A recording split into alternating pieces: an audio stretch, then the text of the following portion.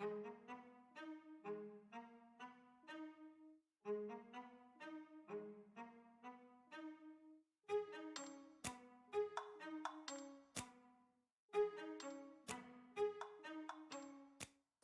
ride with me if you ride with me, you can slide with me if you feel like 550 on the 5 sticky, come get high with me, that's a deal, right?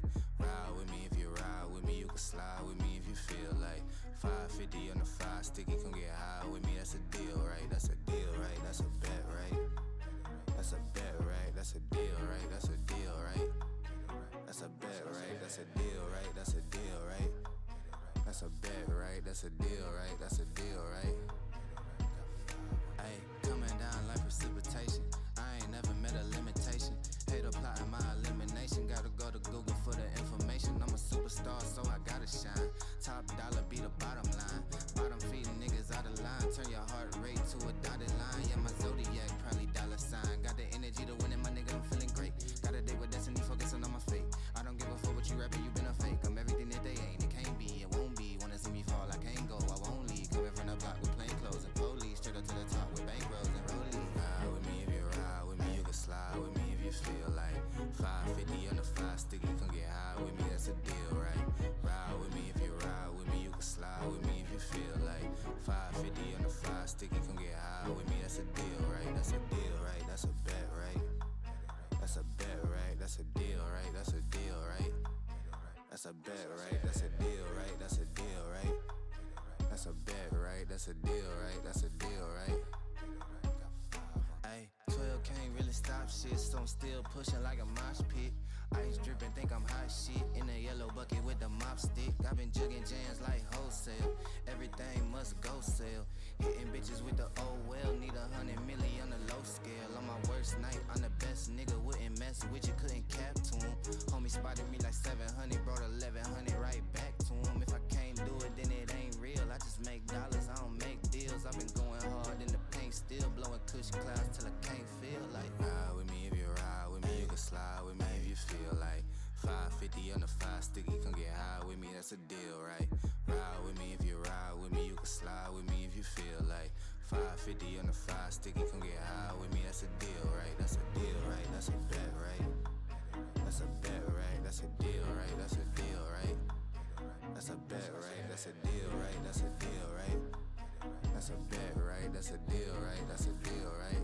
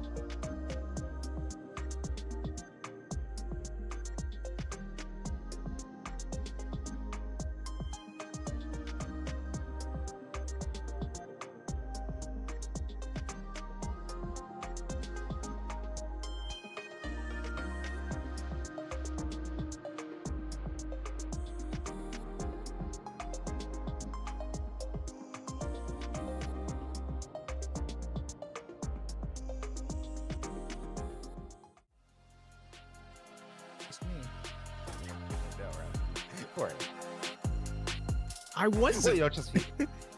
Oh, wow. Okay, production. Okay. Welcome back, everybody, to the Divinity League. We've got an exciting series today for you. We've got Elegy Mirage versus Con Esports. I'm Rapterror, joined by the ever lovely Anti. And yeah, this is going to be an exciting series today, I think. Yeah, it's bound to be an interesting one. On one side, LG Mirage, due to the DDoS attacks, we still don't have the third series that we've seen from them, but so far we've seen very, very even, stable across the board play. 1 series win, 1 series loss, 3 game wins, 3 game losses.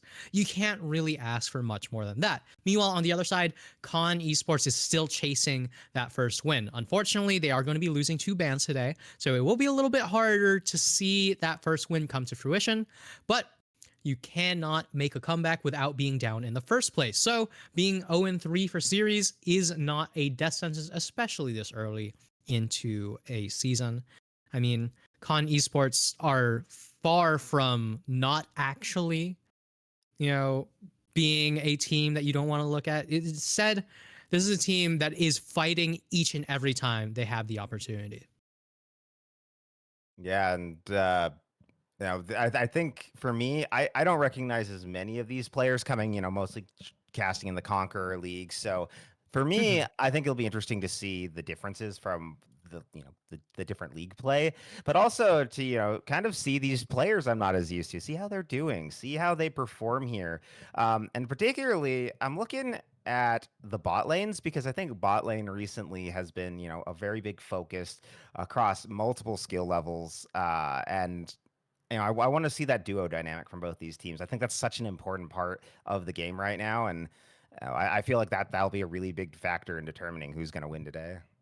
I definitely agree with you there, Rapterror. But, all I gotta say, I might be a little bit biased, but as a top laner player myself, I am still looking at those solo lanes, right? And the lower you go as far as the skill brackets go, remember this is an E4 cap, the further and further away from meta picks you do go, right? It's players relying on their very, specific comfort picks, right?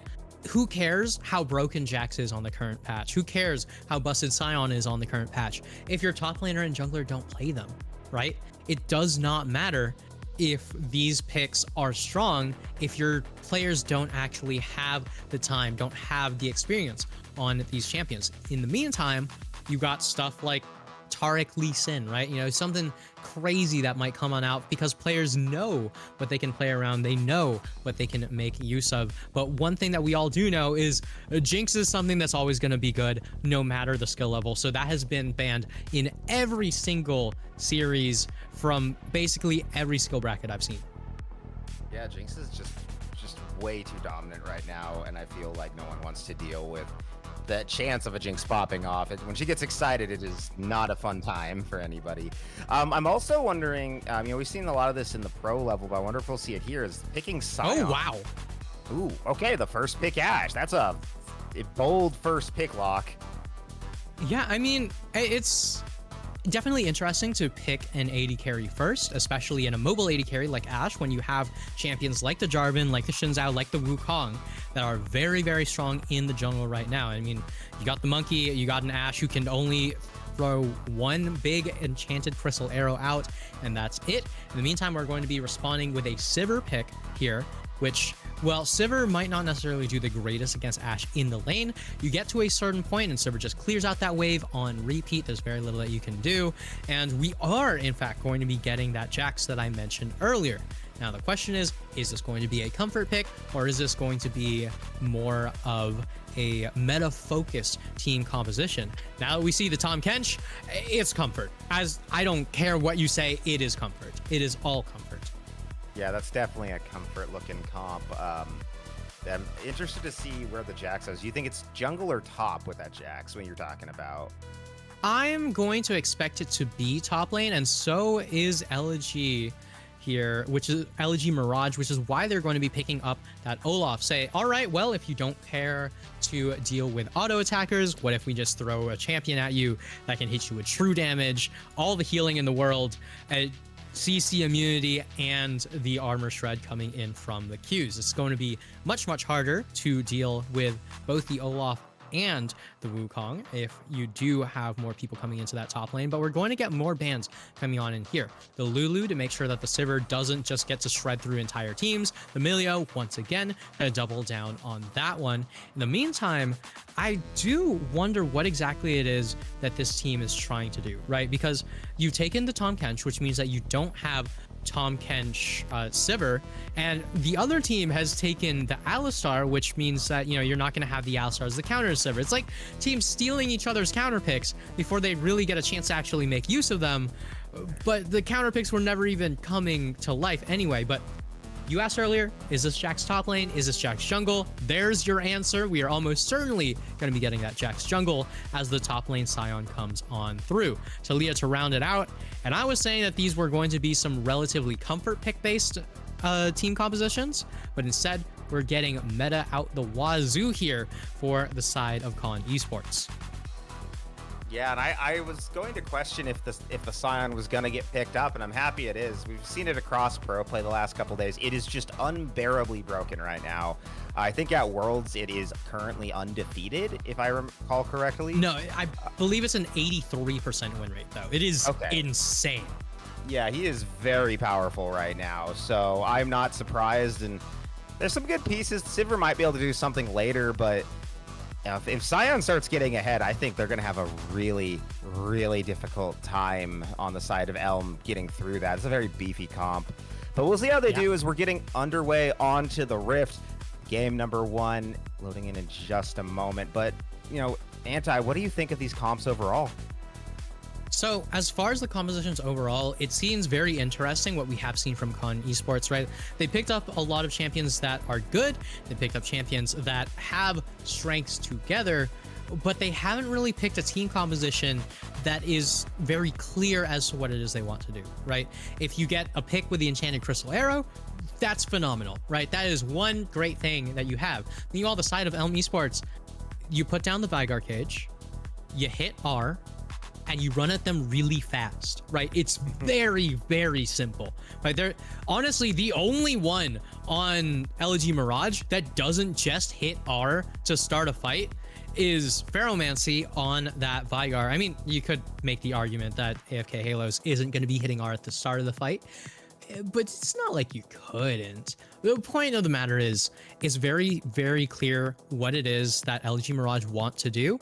The big question is the Olaf going to be strong enough in a side lane to draw that Scion away? Because if you are able to get the Olaf ahead and keep that Scion in a side lane, Con have very little that they can do against a team that is running them down the entire time. Yeah, I agree with that. And, you know, I said Scion very powerful. The mobile AD carries, fairly mobile mid laners, unless they're ulting. Pretty easy targets for the, like you said, for the Olaf and the Wukong, especially with that Sivir ult. So I think that a lot of this is going to be just how Con, you know, lines this up. Are they going to be playing their front to back correctly? Scion needs to just buy a lot of space and try to keep these big beefy bruisers from Elm from getting onto them, onto the carries. And it's gonna, I think, really depend on if he's able to do that, and if the Tahm Kench can, you know, help as well on whether or not they'll be able to succeed. But being told by production we need to throw to a quick intermission, so we will be right back right after this.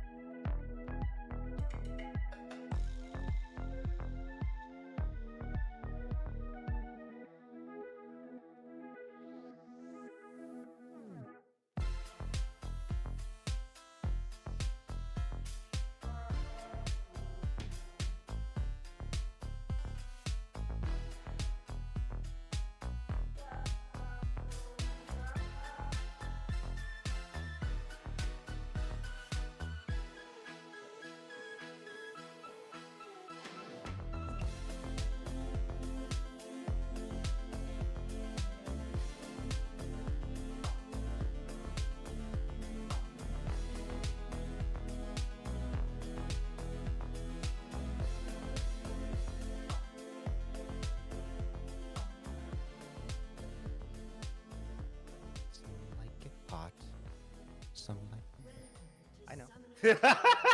Welcome back, everybody, to the Divinity League. I hope you like that little serenade.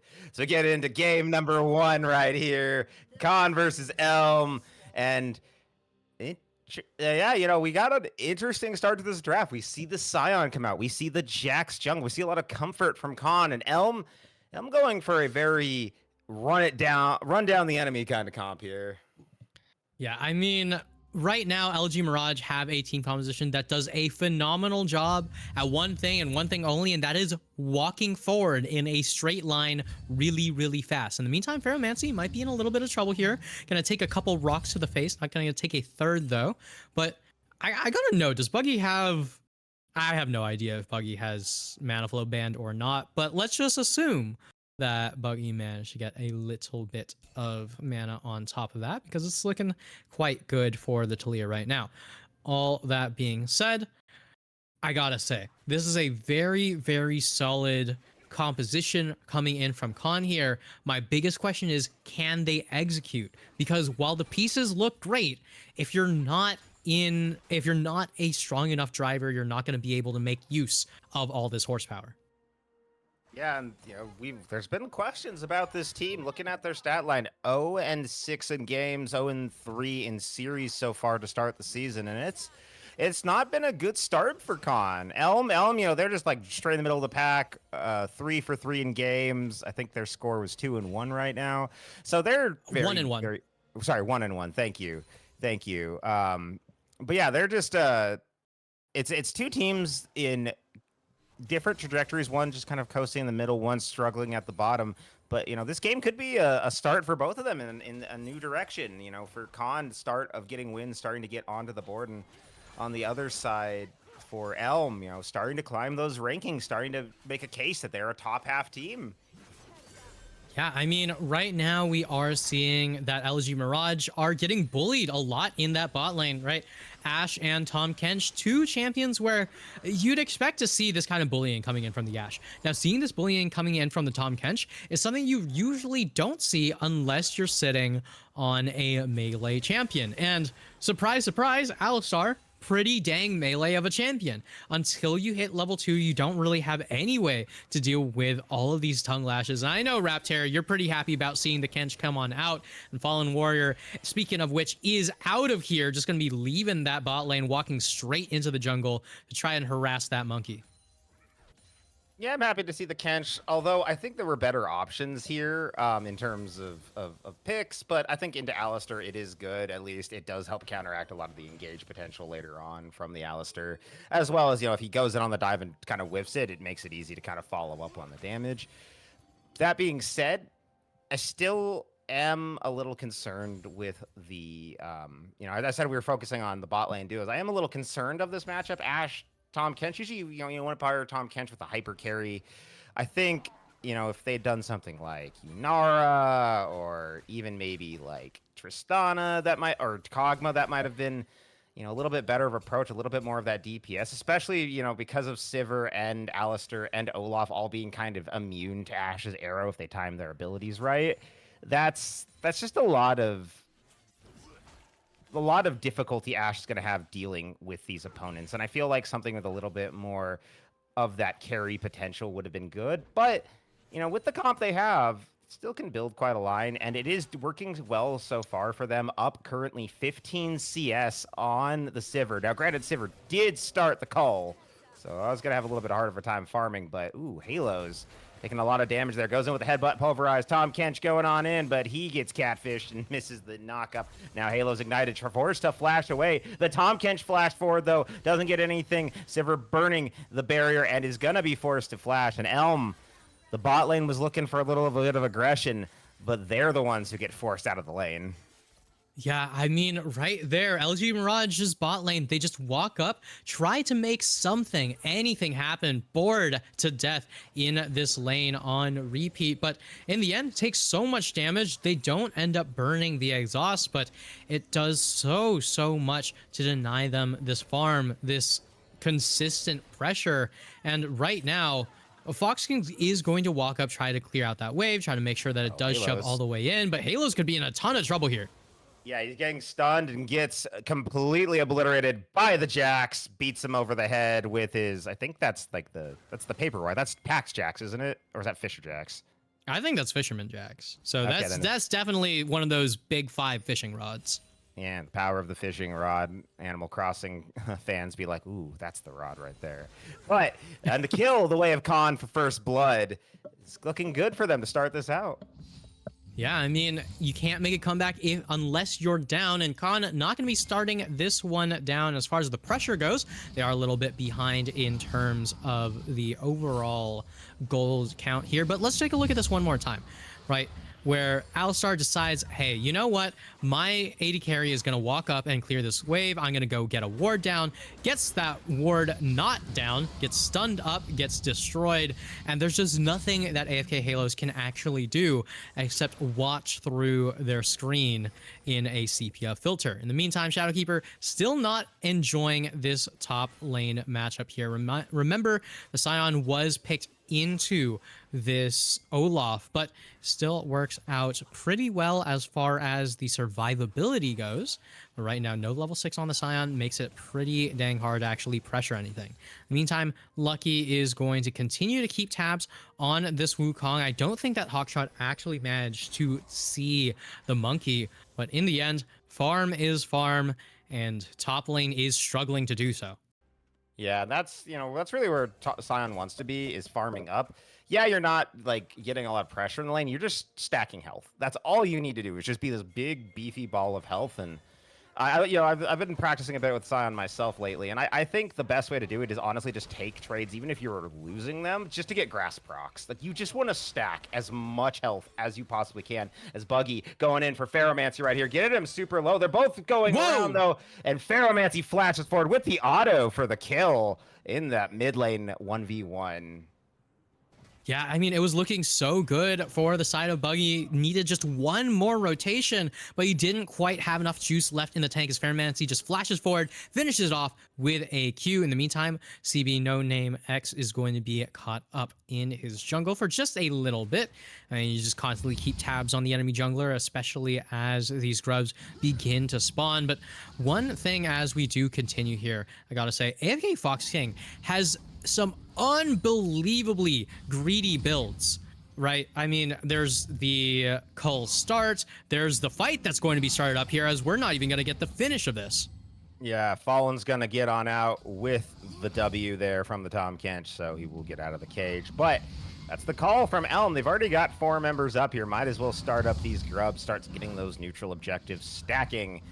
It'll be 1 for 1 on the neutrals. I don't think Khan's going to contest it, though Ferromancy and Halos are rotating over. Fallen caught back in the cage, and he's going to just walk out. Tom Kench is a little hard this early in the game to really quick execute and assassinate. It's just the nature of the catfish.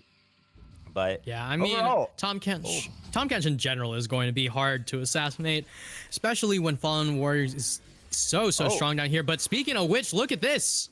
Yeah, Fox King forced to burn the ultimate after getting hit with the arrow, and will get out fine, but is gonna be forced to. Oh, no, I guess not backing. Got to stick around. Very low. 1 W could really end this, so really needs to watch where they're standing as 2 members of Khan armed out. Actually make that 3. Here comes No Name, who's going to pick up for the King. Now looking for Halos flash forward with the stun, and the kill going to go the way of Buggy, who gets the feat of warfare for Khan, and a 2 for nothing out of the bot lane. Yeah, and Khan Esports starting things off very, very well in game number 1. We've seen greed on greed on greed come in from this bot lane. And remember, not all greed is good. You cannot be starting Cole in a lower range matchup. You cannot be going for these Yuntal's wild arrows starting from not the BF sword side. If you don't have enough money to finish that BF sword on that back, you're going to be stuck in such an awful position for such a long time. In the meantime, Ferromancy could be in trouble here. Yeah, he's got the cage onto Buggy, but No Name jumps forward and gets the stun off. What? But Ferromancy will at least trade that kill on to Buggy. No Name gonna pick up the trade in exchange, and a 1 for 1, but Khan up about 1,500 gold currently, 10 minutes into the game.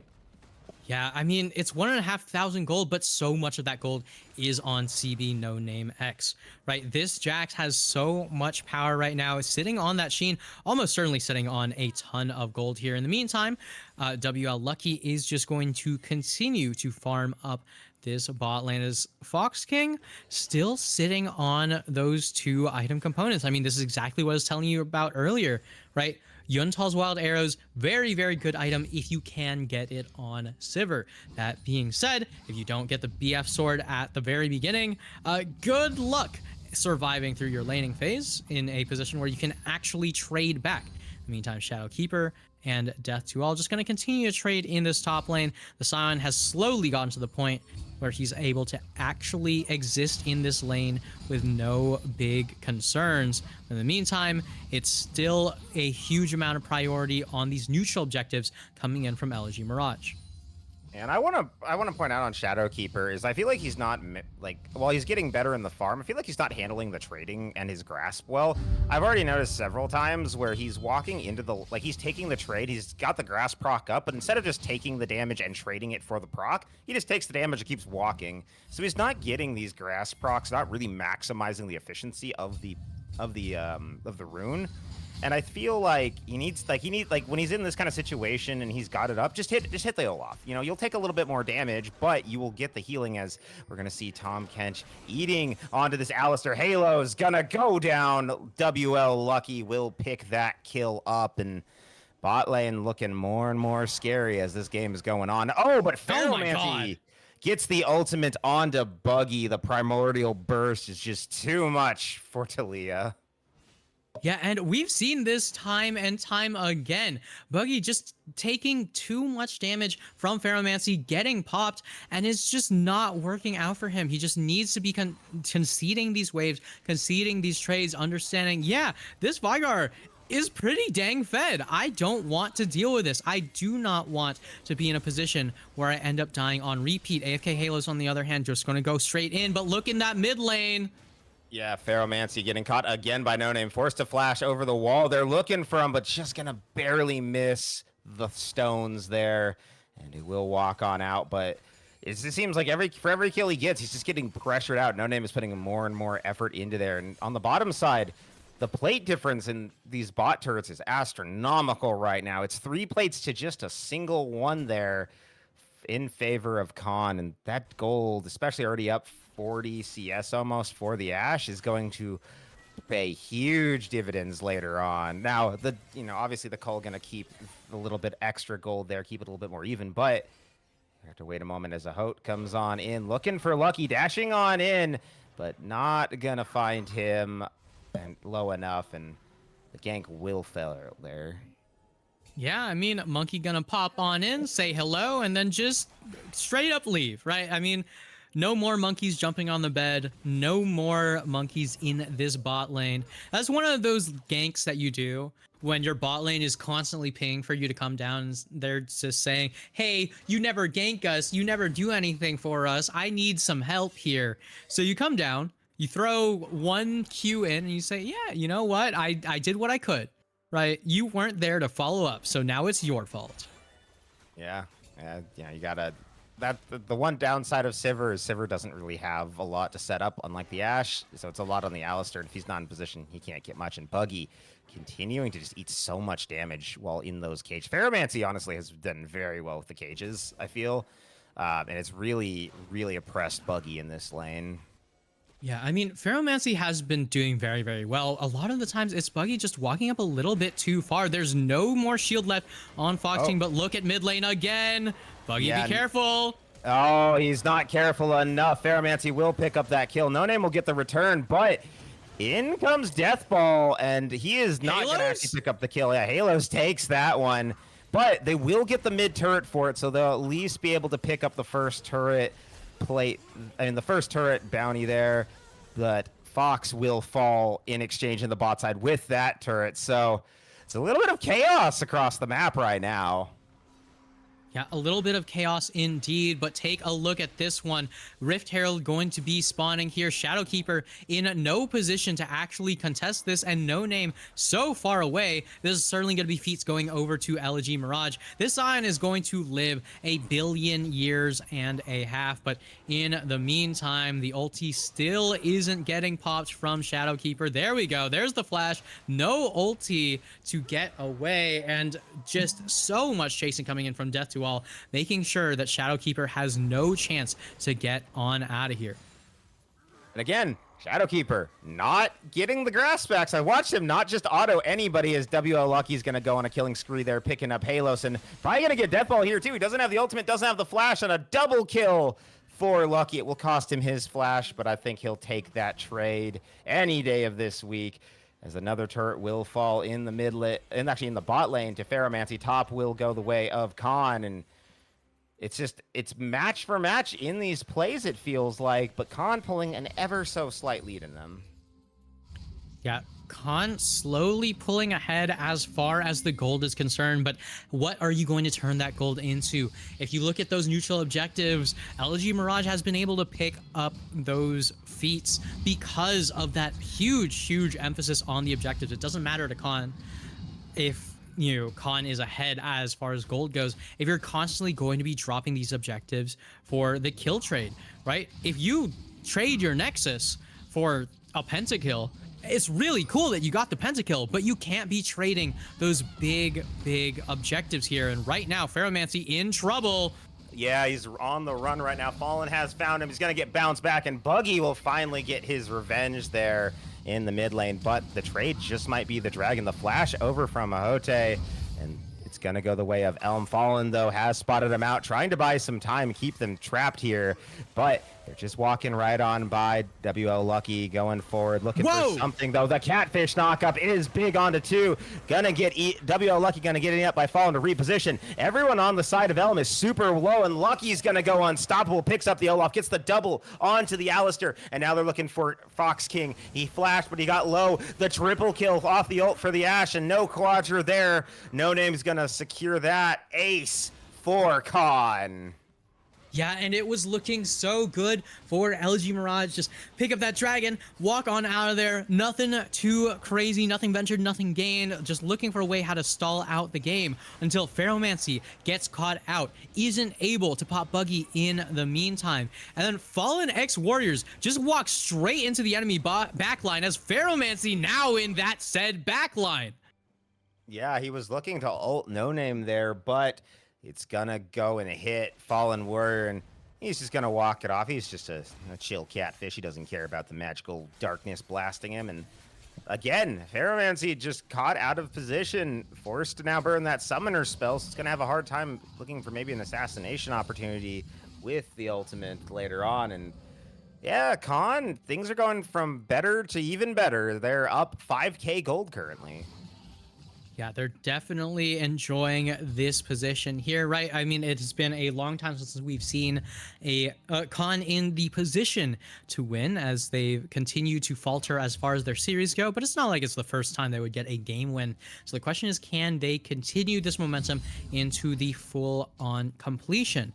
Now, right now, one of the things that I do want to put notice in is that Lucky is sitting at 7-0, 700 gold shutdown on this Ashe. You have to be very careful to make sure you're not giving that shutdown over to the wrong person, I guess would be the perspective that Khan would have. But most importantly, look, that is a full item over Fox King on this Ashe here, but Enchanted Crystal Arrow is available. Are we going to see some kind of force with that kind of a play? There's a reason why this Ashe was B1 picked.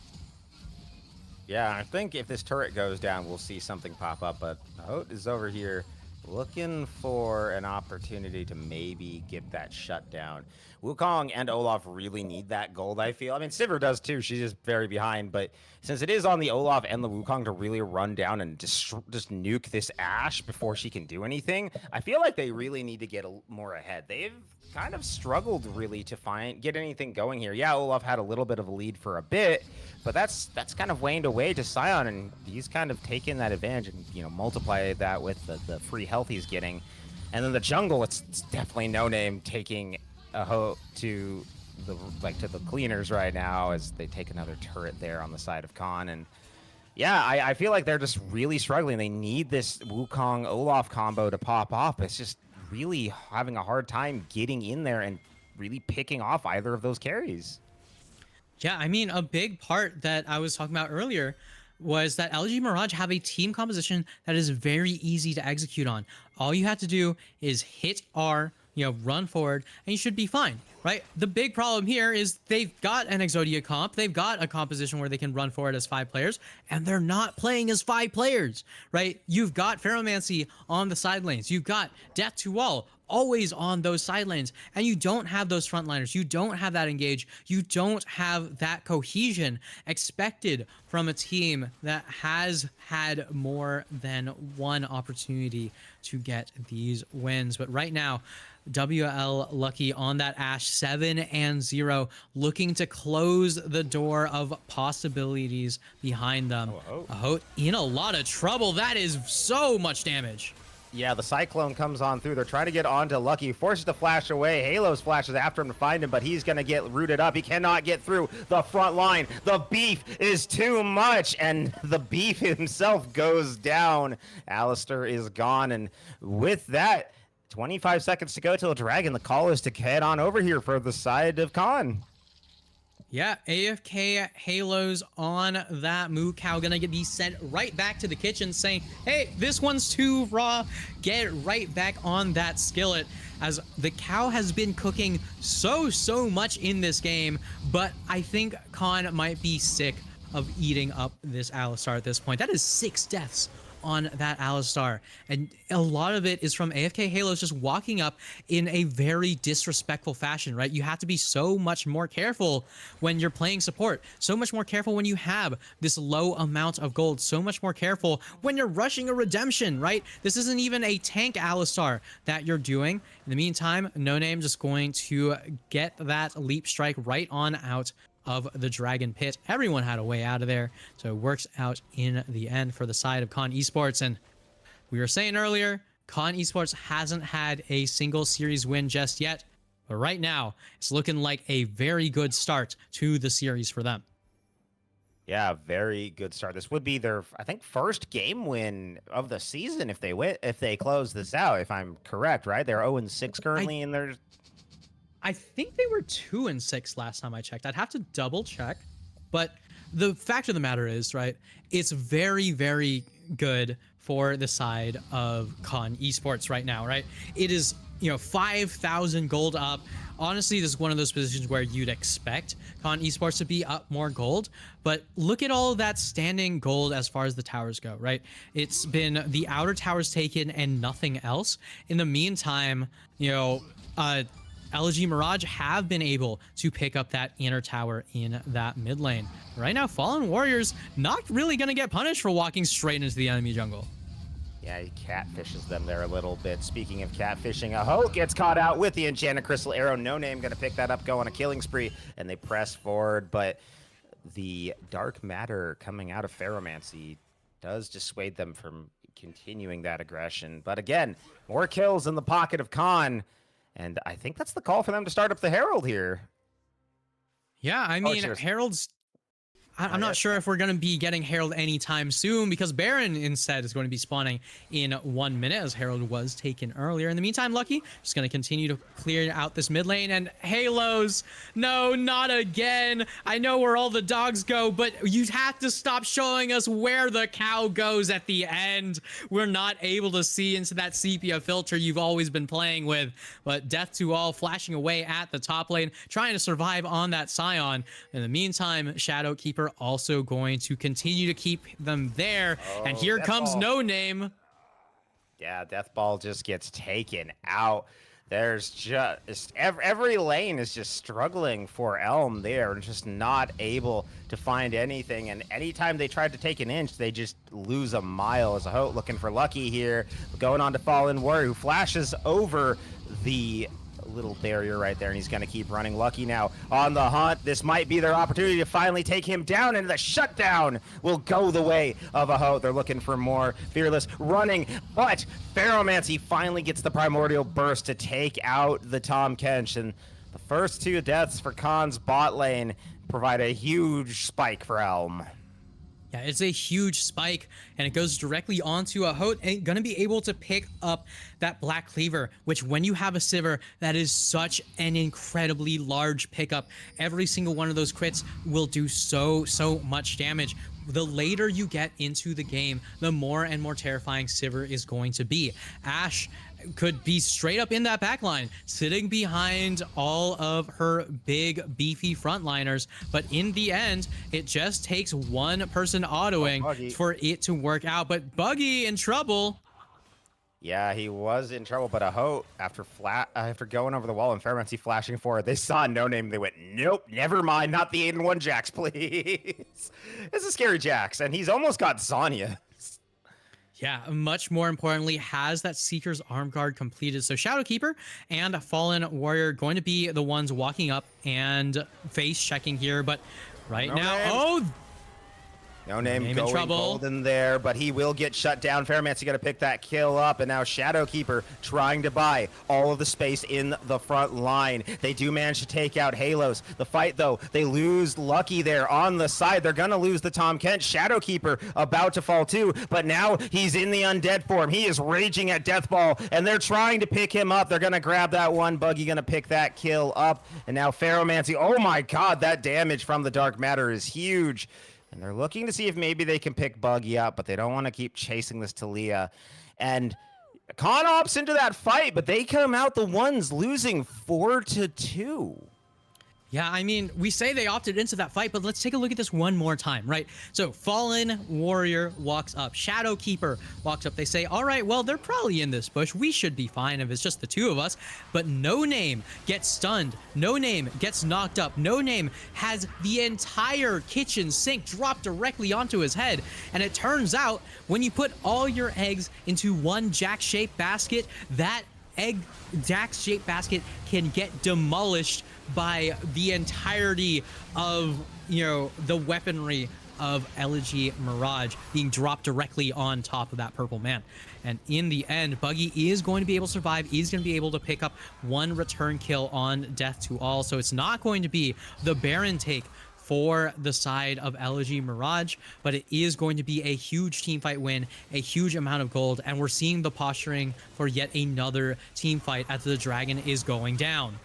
Yeah, No Name's going to secure it for his team, but they will lose Lucky in the process. However, No Name going forward here, falling on the backside, looking to do a lot of damage, double kill onto him, but No Name will pick up the Sivir there. The rest of Elm is chasing onto him, but Buggy on the back there, gonna pick up one. They're gonna grab another with No Name, looking for a third. A triple kill goes the way of the Jax, and a double for Buggy gives Khan the ace at the Dragon Pit, and just like that, they flip it, the script on the fights. Yeah, and this is something that was very, very different from the last fight that we did see. So let's take a look at this one more time. Lucky manages to get the Enchanted Crystal Arrow directly onto a Hote. A Hote goes in onto No Name. Lucky gets popped at the very beginning of the fight this time. But at the very least, No Name manages to stay alive. The Devour from the Tahm Kench also going to keep him alive for a little bit longer. But look at this. It looks doomed until No Name comes in from the back, just going to clear out that remaining front line from the side of Elegy Mirage. And it's an ace with both the solo laners alive, being aided by their jungle. Who says that 80 carries broken? It's certainly not the top laners in this game, as they're the ones just running straight through saying, I don't care if you got 9 kills, 3 kills, or 50 billion kills, we're still gonna run straight at you. Yeah, and you saw that their Shadowkeeper basically took no damage. Now, a lot of that was the targeting, but I saw some abilities hit. There was really a lot of pain there in the way of hitting the Scion. He's just so beefy at this point, and yeah, they just cannot get through. Yeah, I mean, Unending Despair definitely putting up huge healing numbers for the side of Shadowkeeper on this Scion. But right now, we're seeing even more unending despair on the side of Elegy Mirage here, as so many things being dropped to make sure that they don't actually have a way in. A Hote looking to find a way to get back into the pit. Yeah, he's trying to get on in, but he gets stunned on up, and he's going to go down. Shadowkeeper going to pick up the first kill of this fight. Olaf going ultimate, but it doesn't matter. He's going to get picked up by Fallen. They're trying to get the trade back. Fairmancy picks up 2, and Sivir grabs 1 as well, but the Baron will go to No Name, and now he's going forward. He's looking for 1. Can he pick up Fox King? He can! A triple kill for the Jax, the Baron as well, and another ace for Khan Esports. And Khan Esports going to be able to pick up another ace. We're seeing the teleport straight into that mid lane. They might even end the game at this point, but if we look at this fight one more time, Ahote just desperately wants a chance at taking out that Baron. Gonna get knocked back, gonna get stunned, gonna take so much damage, won't even get to breathe on that purple worm. In the meantime, Shadowkeeper just constantly knocking up the entirety of the enemy team. Fallen Warrior able to survive a little bit longer. No Name says, I don't care if my team's losing this fight. We are getting this Baron. Finishes it off with that smite, and here is so much value on that Sundered Sky. Just look at this healing, and in the end, the triple kill coming in for the Jax. We've seen this Jax put out damage numbers out the wazoo from beginning to the end of the game, but it seems like it's all but ending now for Khan Esports, and in their favor, something they've been looking for ever since the beginning of the season. Yeah, and with a minute and a half, actually just under it, for the Hextech Soul, that could be the final nail in the coffin for Elm for this game. Khan just is so massive right now. You saw, like, they even got some good kills. Fairmancy and Fox King managed to pick up 3 kills there just in the middle of that fight, and it looks like it was gonna go their way, but the Jax is just so massive. The Counter-Strike does so much to block the damage from the Sivir, from the Veigar, and it's just made it so difficult for them in the fights, because once he's on top of you with Counter-Strike, what do? He's just gonna stun you, and if you're stunned with that Sundered Sky, you're probably not long this world. So Hote finds the back onto Lucky. He's looking to maybe pick him up, though. The flash forward from Fairmancy to grab Buggy. Lucky will fall, and now Buggy has been forced out of the fight. He will go down. Fallen Warrior gonna grab the Scion to run on out, and they're gonna give up No Name in the process. They will grab the inhibitor, but it will cost them 3 with Dragon up in 20 seconds. I think this is going to go the way of Elm, and it will put them on Soul Point if they manage to claim it. But Shadowkeeper is here. Fallen Warriors is here. And oh, Deathball looking around the back there, but he's not going to find the slippery little catfish. And I don't think Khan's going to try to contest this. They only have the 2 beef balls. That's not going to be enough to deal with the 5 members of Elm, who are going to quickly burn this dragon down. And the gold lead might... Yeah, that just goes down so fast. 5,000 might be the difference, but Elm is still in this game, and they are still fighting. Yeah, and more importantly, AFK Fox King going to be able to pick up even more gold on that Sivir. Sivir, one of those champions that we've said time and time again, has that 6-item power spike, so unbelievably powerful with those gold spikes in comparison to a lot of other AD carries in the game. Let me remind you, Elegy Mirage do have access to the feats of warfare, right? They have the ability to get these upgraded boots. If you get to the point where you can actually pick them up, it's pretty dang nice to be able to have an extra 2,500 gold worth of stats for your team when you are sitting at 6 items. But in the meantime, Fallen Warrior in a lot of trouble, needs to find a way how to double you out, but no Abyssal Void is going to be seen whatsoever. It's just the catfish going straight back down to the depths. He catfished himself right there, and it is by time, though, on the bottom side to get that wave pushed in towards the Nexus turrets, and that will force the members of Elm to back off. They're not going to be able to really push off of that kill, and yeah, they're still stuck in their base until this next... I feel like this is going to be just a very big waiting game. Actually, as I say that, Buggy finds his way on the Death Ball, is going forward with the CC immunity, forced to flash away. The Enchanted Crystal Arrow, though, will not be able to find a stun as it's still up, but they're going to get him afterwards. Death Ball will go down. Shadowkeeper going to pick that up. Ahote trying to use the ultimate, flashes over the wall, looking for Buggy. Can he finish it off? No, he can't. No Name is going to pick that kill up. And the members of Con, I was trying to say they were just going to slow down till Dragon, but they'd rather just put their foot and pedal to the metal this game. Yeah, I mean, foot on the gas, absolutely no brakes whatsoever. And you see right now, Con Esports finding a way how to wrestle back that control. But the fact that they had to wrestle it back in a game where they were so far ahead is a testament to how strong their opponents are.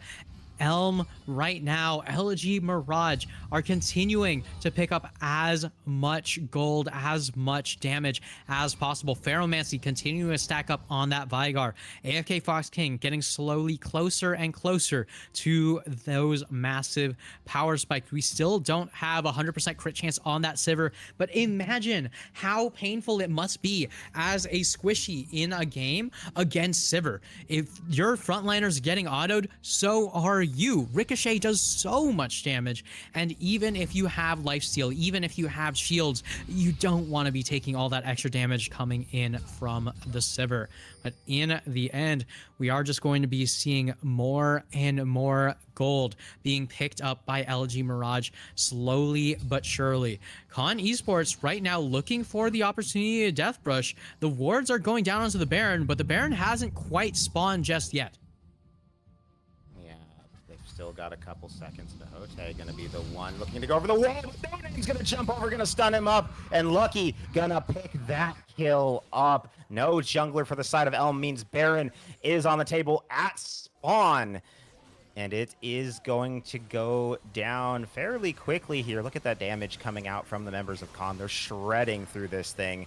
And the members of Elm don't even want to try to contest it. They know if they mess that fight up without Ahote, it's going to be the end of the game. So Baron, the way of Con, a 7,000 gold lead, and the game just continues to go in their favor. Yeah, the game continues to go in their favor, but how many times can we say that, Raptor, until the game actually ends, right? The longer this game goes, the further it goes, the more and more terrifying it gets. If you get to 40 minutes, if you get to 45 minutes, that's the moment where it doesn't matter how much gold you have. What matters is if you lose one team fight, all of your towers go down, all of the games end, and all of that effort will end up for naught. So you have to make sure to stay focused. You have to make sure to stay in a position where you can actually make use of all of these leads. In the meantime, No Name still stealing more and more of the enemy jungle, still looking for more Death Bush available. And Halo's gonna walk on out limping a little bit worse for wear. Yeah, he's gonna just take a little bit of damage there, not too much, but you know, it's still a rough spot to find yourself in, and if he stayed around, probably would have died. As you see more damage onto Deathball back there, just from Fallen Warriors. He's already scary enough as this Tom Kench. He's got the Heartsteel with 320 stacks. He's got the Bramble. It might as well just be a second top laner at this point. He's just so beefy. And No Name's even getting pretty tanky there too. Dragon is now up. Look at Buggy.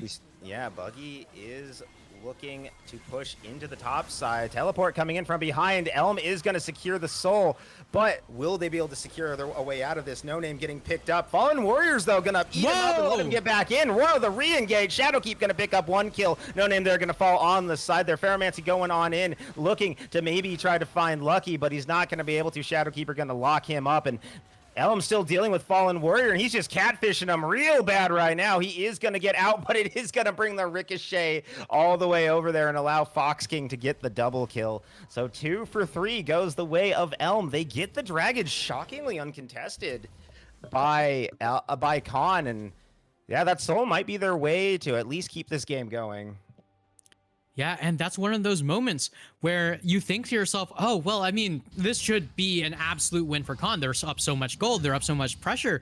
But in the end, Buggy just focused on taking down that top tower, making sure to try to take out even more of those objectives that we were saying at the very beginning of the game, right? You have to be focused on these objectives. You want to survive, you want to be able to win the game, but you're giving up a really big objective for those objectives. And the call ends up being, hey, let's just fight this anyway. It doesn't matter that we're down the Hextech Soul. It doesn't matter that we're down a member. What if we just go ahead and fight to begin with? And in the end, Fox King going to be able to put out so much damage with those ricochets. Still only 75% crit chance. This Sivir can only get stronger. One item away from full completion. Honestly, if I'm playing Sivir at this point, I'd just say I'm just gonna take 600 gold, drop that down in for another crit cloak, and this should be a guaranteed crits essentially for every single one of these ricochet moments. And trust me, ricochet hurts so dang much.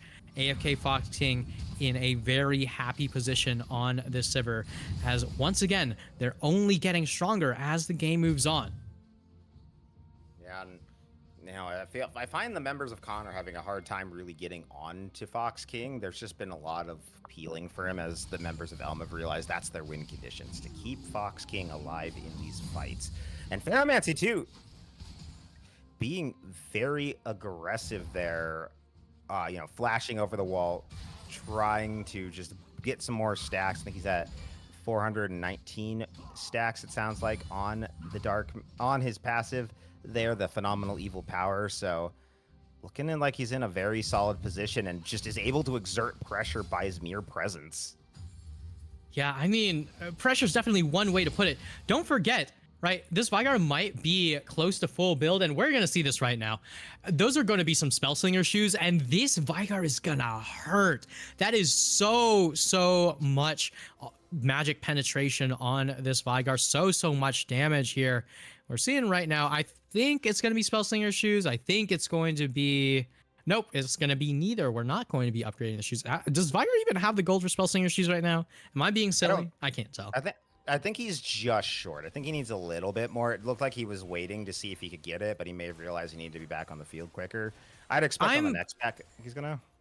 I'm guessing that Phantomancy decided to pick up an elixir instead, right? And just going to be picking up those Spellslinger shoes once the next 500 gold comes along. Because, as I said, right, the later you get into these games, the more that one team fight really matters. And Spellslinger shoes, while they're a very good item, aren't going to outweigh the power of a temporary elixir. And nope, it's no elixir. It's just aura farming on the fountain here. We're just going to be waiting up for that Baron coming up in 20 seconds. The vision is in such a good position for the side of Elegy Mirage. Now, and there is a bush waiting for Khan. No name gonna get spotted on that ward, but they don't know that Fallen Warrior's here. They're gonna spot him now. They're gonna start clearing some vision as the Baron does spawn up. It's not gonna get started right off the bat, but you gotta think that sooner or later, just one pick could decide who's gonna be starting it. And again, the members of Khan hiding in this bush. 4v5. They really like it. Yeah, they're trying to find it there, but they get spotted out by the red trinket. And that's going to allow them to back on off safely, though it does give Khan the room to work to start clearing up these wards that Elm has been putting down. And, oh, Baron did get hit there, but they don't want to start it quite yet. Everyone is kind of jumping around. They seem a little nervous about where they're going, about what they want to do. Both teams a little shy right now to pull the trigger because we're so late into this game, because everyone is so built up. But it's going to be Khan the first to pull it. They're going to start up this Baron. I don't think Elm knows. They do have some suspicions, though. They're looking for it. Oh, but there's the Weaver's Wall to keep Ahote away. It did push him in, but it did mess up his whole ability to get in, and Khan will secure the Baron. Elder up in 30 seconds. They may use this to reset quickly, get back on the field, and try and see if they can get the Elder at least and use that to end this game. Yeah, I mean, we were talking about these item power spikes again and again as the games had continued, but take a look at this one item power spike we're still missing from the side of Lucky. We're 43 minutes into the game, 44 minutes in really, and we still don't have the Infinity Edge on the Ashe, but the Ashe has been putting out lots of damage. The Ashe has been able to be a huge nuisance, a thorn in the side for Elegy Mirage, and we're seeing the death bushes coming in again and again and again. Oh, and no, Buggy, no! no! Buggy gets caught out. Ferromancy finds him in the cage, but Box King has been found out here on the other side of it, and he's going to go down. Lucky almost fell in the process, but it's a 1-for-1 right now. Carry for carry. And Ahote looking to get on in. He's looking for Lucky. Lucky pops the barrier, trying to see if he can stay alive, but Deathball will pick him up. Ahote gonna go into the resurrection, trying to get on through there. Shadowkeeper, now the one looking to get some shots in as Fallen Warrior will fall. No Name trying to duel back on the back end here, but will also take a death. And now it's just Shadowkeeper alive. 1v4. They could not peel for the Ashe once she got low, and I don't know if they can kill Shadowkeeper. They definitely can kill this Elder, but okay, Shadowkeeper's just gonna back away. He does have teleport. He could teleport back here and try to stop this. It would be a very risky play, though without the Sivir, this isn't quite going down as fast as I think they'd like, but yeah, no teleport from Shadowkeeper. There's gonna be another teleport from Ferromancy. And just to make sure they can lock this up, Elder goes the way of Elm. And now, without the Baron, that's just completely gone. This could be Elm's chance to try and take this game. Yeah, I mean, that's the Elder gone. That's Baron available on only one member left on the side of Con Esports. But right now, we still have more and more members getting closer and closer to their maximum power spikes, right? Spellslinger shoes still haven't been picked up by Ferromancy. I think at this point, Ferromancy has actually just forgotten that Spellslinger shoes are a thing. Honestly, there's just no real excuse for it right now. Maybe it's going to be the queue onto this one, a recall, and then we get the Spellslinger. No. Now, who needs extra gold? Right? Feats are just there for 5 extra move speed, and for no other reason. Yeah. All right. No enhance. I am annoyed about the not enhanced boots for them. Also for the Sivir. Like, I know she's still fishing an item, but like, you could get those boots. They'd be good for you. It really doesn't matter as much with the Sivir. I will say 50% attack speed is very, very nice, especially when you're trying to maximize the amount of damage on your ricochets. But right now, the big question is, what exactly is it that these teams are looking for? What exactly is it that they need in order to end these games? You have Hextech Soul, you have feats, you have so much gold, so much damage, but do you have what it takes to fully complete a win, right? The Weaver's Wall is available. The ability to just split that team down the middle, and Con Esports just trying to hold this wave as long as they can. They do not want to fight into the Elder. Fallen Warrior might have a little bit different of thoughts, right, on that Tom Kench, just positioning very aggressively, but I'm sure that Con don't want to be fighting into this Elder Dragon buffed up team. One more wave comes on in. If this is the siege wave, I'm certain that we're going to be seeing a little bit more aggression on the side of Elegy. Mirage here just trying to get a little bit more damage. And no, they're going to back off as 5. They're going to make sure, hey, we are not going to overpush this. We're only going to take the 100% plays. And there's one of them. Yeah, they drop the cage onto the side. Oh my god, Shadowkeeper took so much damage. There's Ahote going to the back looking for Lucky, and they're going to pick up Fallen Warrior very quickly to start this on out. No Name gets into the back, gets the ultimate down, but isn't going to hit many people with it, and now gets separated from the rest of his team. He's going golden to try to stay alive just a little bit longer, but he will fall. Shadowkeeper will fall. All the tanks of Con Esports are gone. Shadowkeeper trying to use his undead form to kill some of these minions off, but it will not be enough. The inhibitor turret will fall. The inhibitor turret will fall. The Weaver's Wall does come up, but it isn't going to be for much longer. There isn't really any minions left here for the side of Elm. I don't think they can do this. Yeah, this seems really risky. The minions are coming back, but they're taking a lot on the way in with that.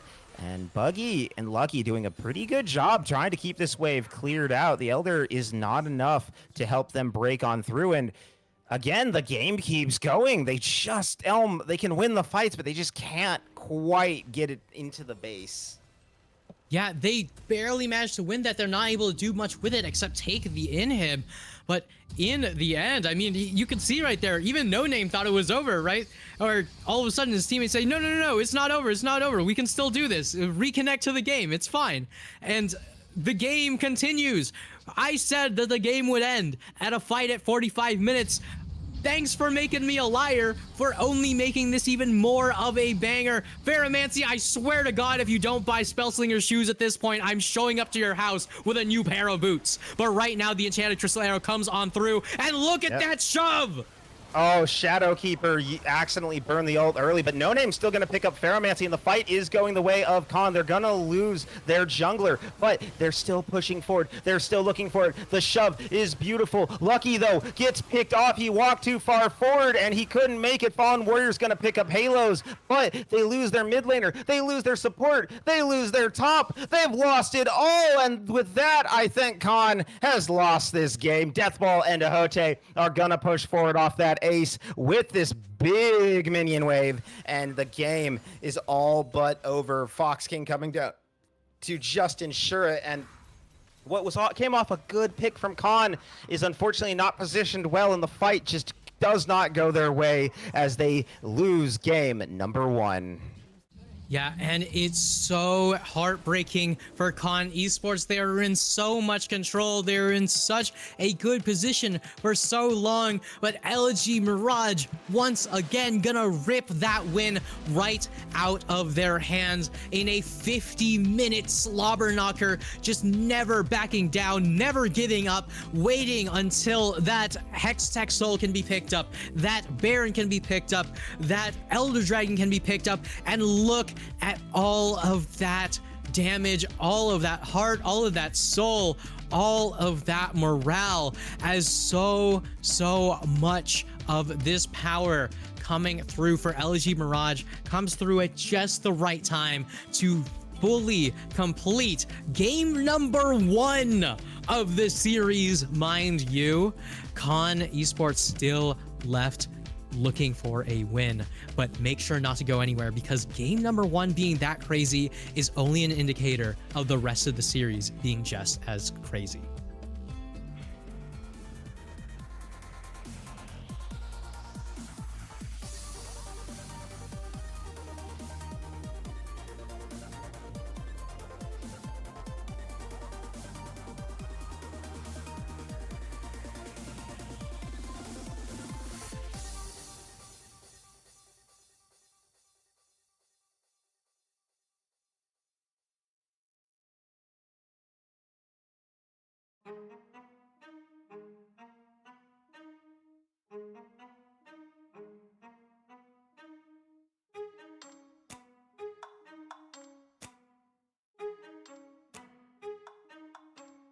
Like, ride with me if you ride with me, you can slide with me if you feel like 550 on the 5 sticky, come get high with me, that's a deal, right? Ride with me if you ride with me, you can slide with me if you feel like 550 on the 5 sticky, come get high with me, that's a deal, right? That's a deal, right? That's a bet, right? That's a bet, right? That's a deal, right? That's a deal, right?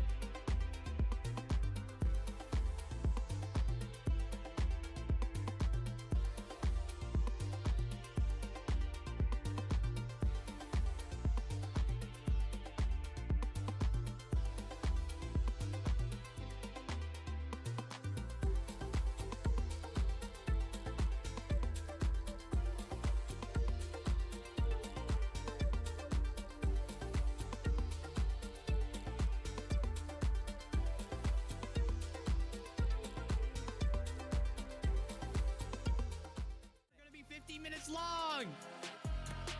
I'm just saying, if we end up getting to that point, I'm talking about Airbud. Because there ain't no rule saying a dog can't play esports. Oh my god. We're in the throes of game number 2, not even starting yet. And the entire production team is just fighting, whether it be Airbud, whether it be who's actually cursing us with more 50+ minute games. It's all going to be a matter of what these teams have in store for us today, right? Don't forget, Elegy Mirage came into this with a perfect 3-3 game score, right? A 1-1 series score, 3-3 game score. You can't manage to find a way how to actually match that once again, right? But in the end, right, Con Esports still looking for that first series win. They're 2-6 as far as the games go, but they still need that one way to actually clear out a win, right? And that last game looked like it was it. That last game looked like it was the clear-cut resolution towards that victory. But in the end, it just seems that Con Esports didn't quite have what it took to actually close out the game against the super hardcore late game scaling Vigar and Sibber. Yeah, now those champions are all off the board. So what is next for these teams? I've saw a couple of those strong picks that slipped through the draft last time they got banned. Will we see more of it as we get underway with game number 2's draft? I think I'm going to make a prediction that we will see Jinx banned very quickly in this draft, but not right away, surprisingly.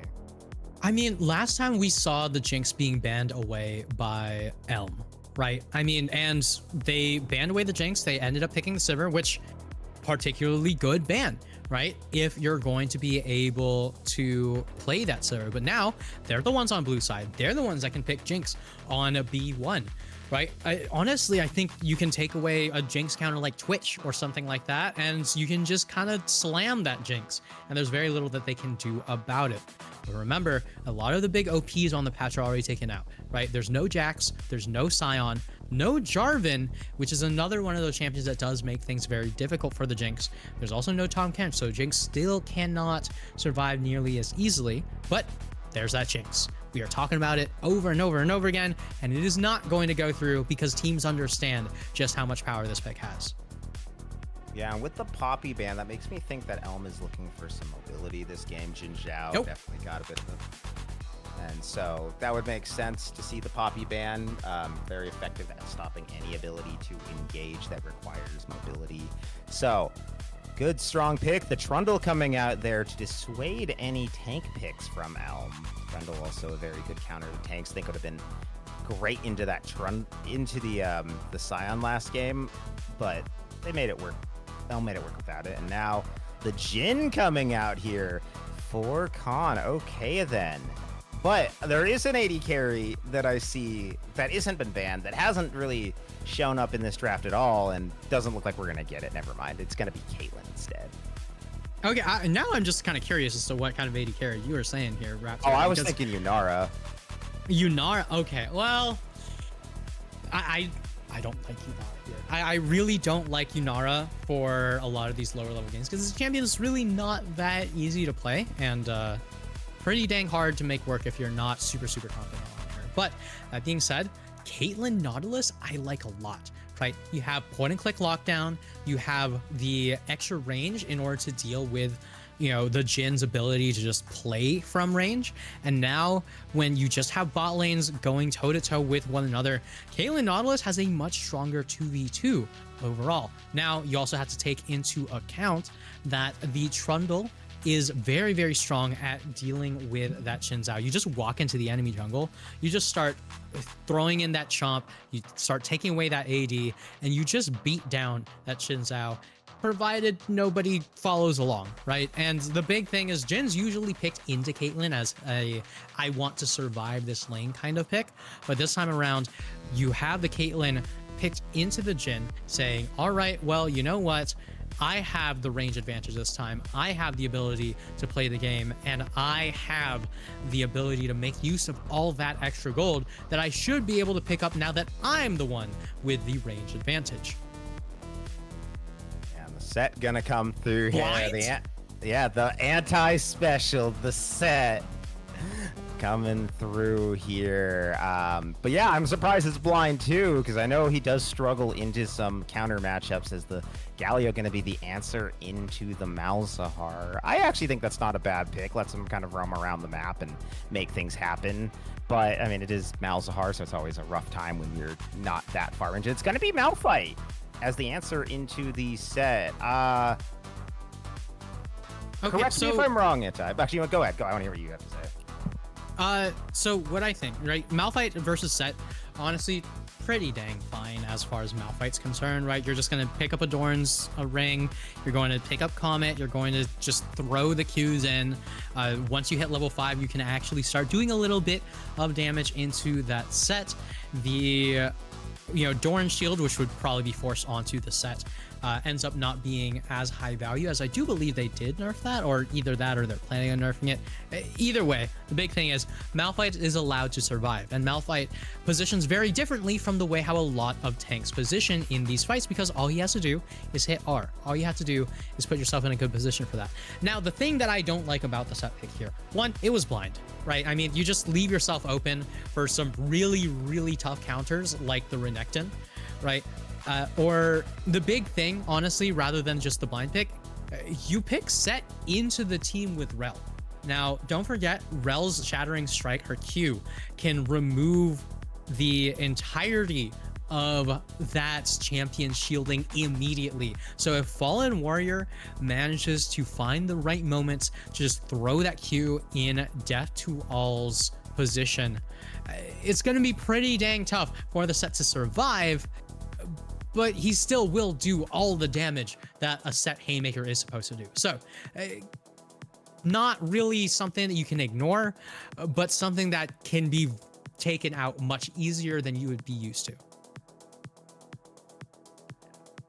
This is going to be do or die this game for Con. If they lose this, they are going to be out in this series and will find themselves at 2-8 in games and 0-4 overall in terms of series. And at that point, you got to start questioning what changes can they make to really claw their way back into it. And for Elm, to win after coming back so hard in that last game, and then if they lose out in the next 2 games, now to call into question their ability to really play out some of these longer series. But we'll find out based on how this game goes, so we get onto the Rift for game number 2, Elm versus Con, and the Rift is up and running. And ooh, some pretty skins today. Yeah, we got some pretty dang fun skins on a lot of these champions. Shout outs to Riot Games art team.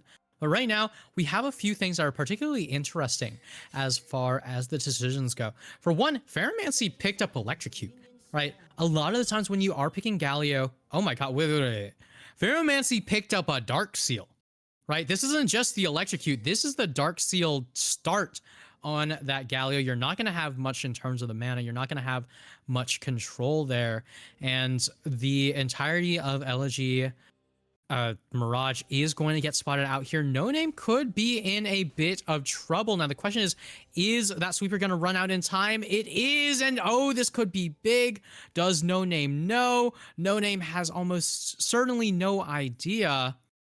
He's kind of like baiting it, hoping that maybe he can catch somebody. I think he might know that they're still hanging there, but he's unsure, and he's going to risk it for the biscuit, and it's going to cost him his life. And down goes No Name. First blood goes to the Fox King.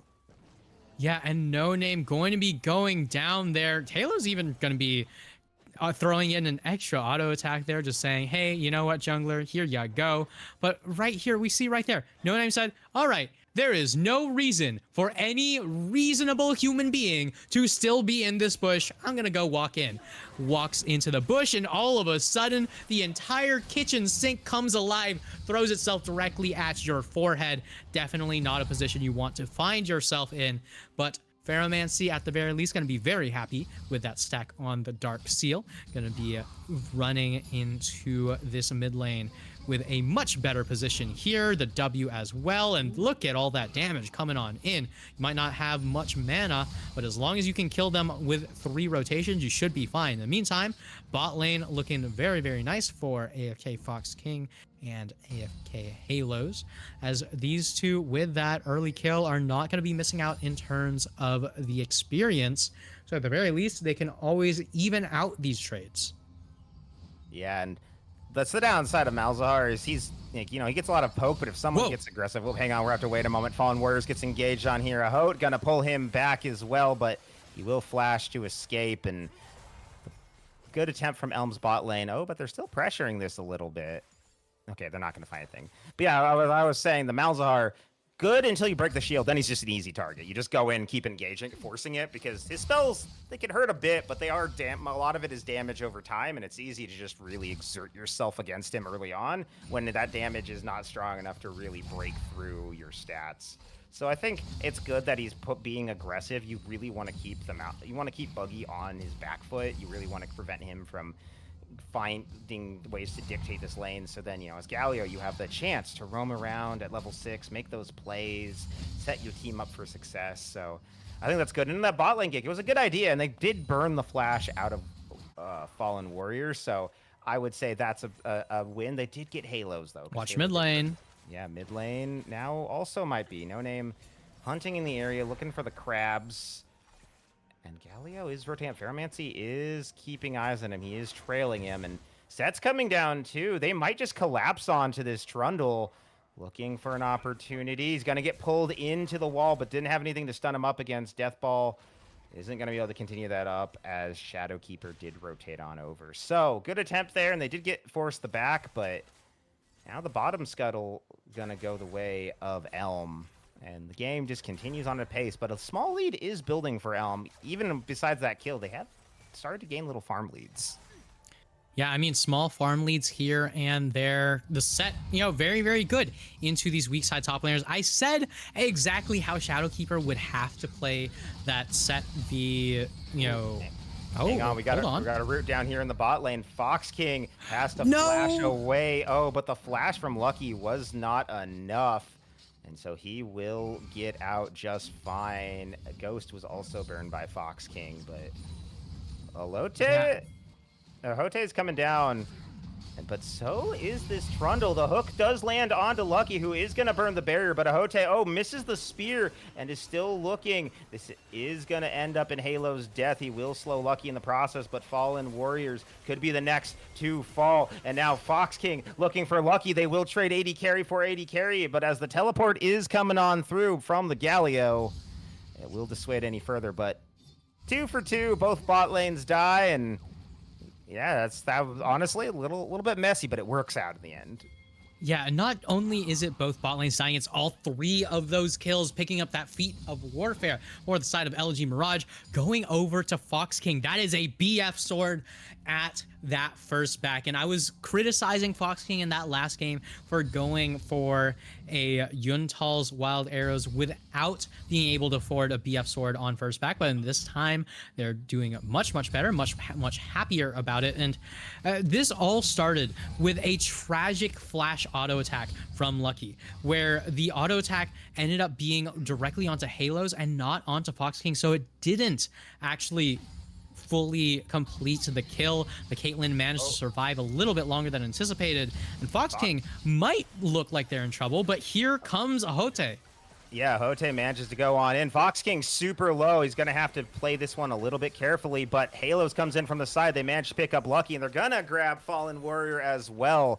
No kills for the Fox King, but I think it's okay to spread a little bit of that love around. He's getting all this farm, and now is going to help his team get the dragon.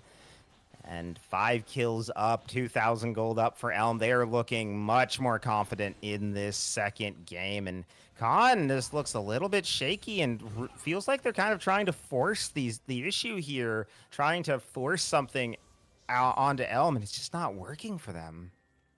Yeah, I mean, one of the things here that you have to pay attention to, right, is the fact that both of the solo laners have not only been able to commit the teleport to the bot lane, but have committed the teleports to the bot lane, right? Varimancy said hi, Detuala said hi, and a lot of this just stems from the fact that Elegy Mirage, one, are ahead, but two, understand one of the most important things about Caitlyn. If your Caitlyn is not ahead, you do not have a real champion.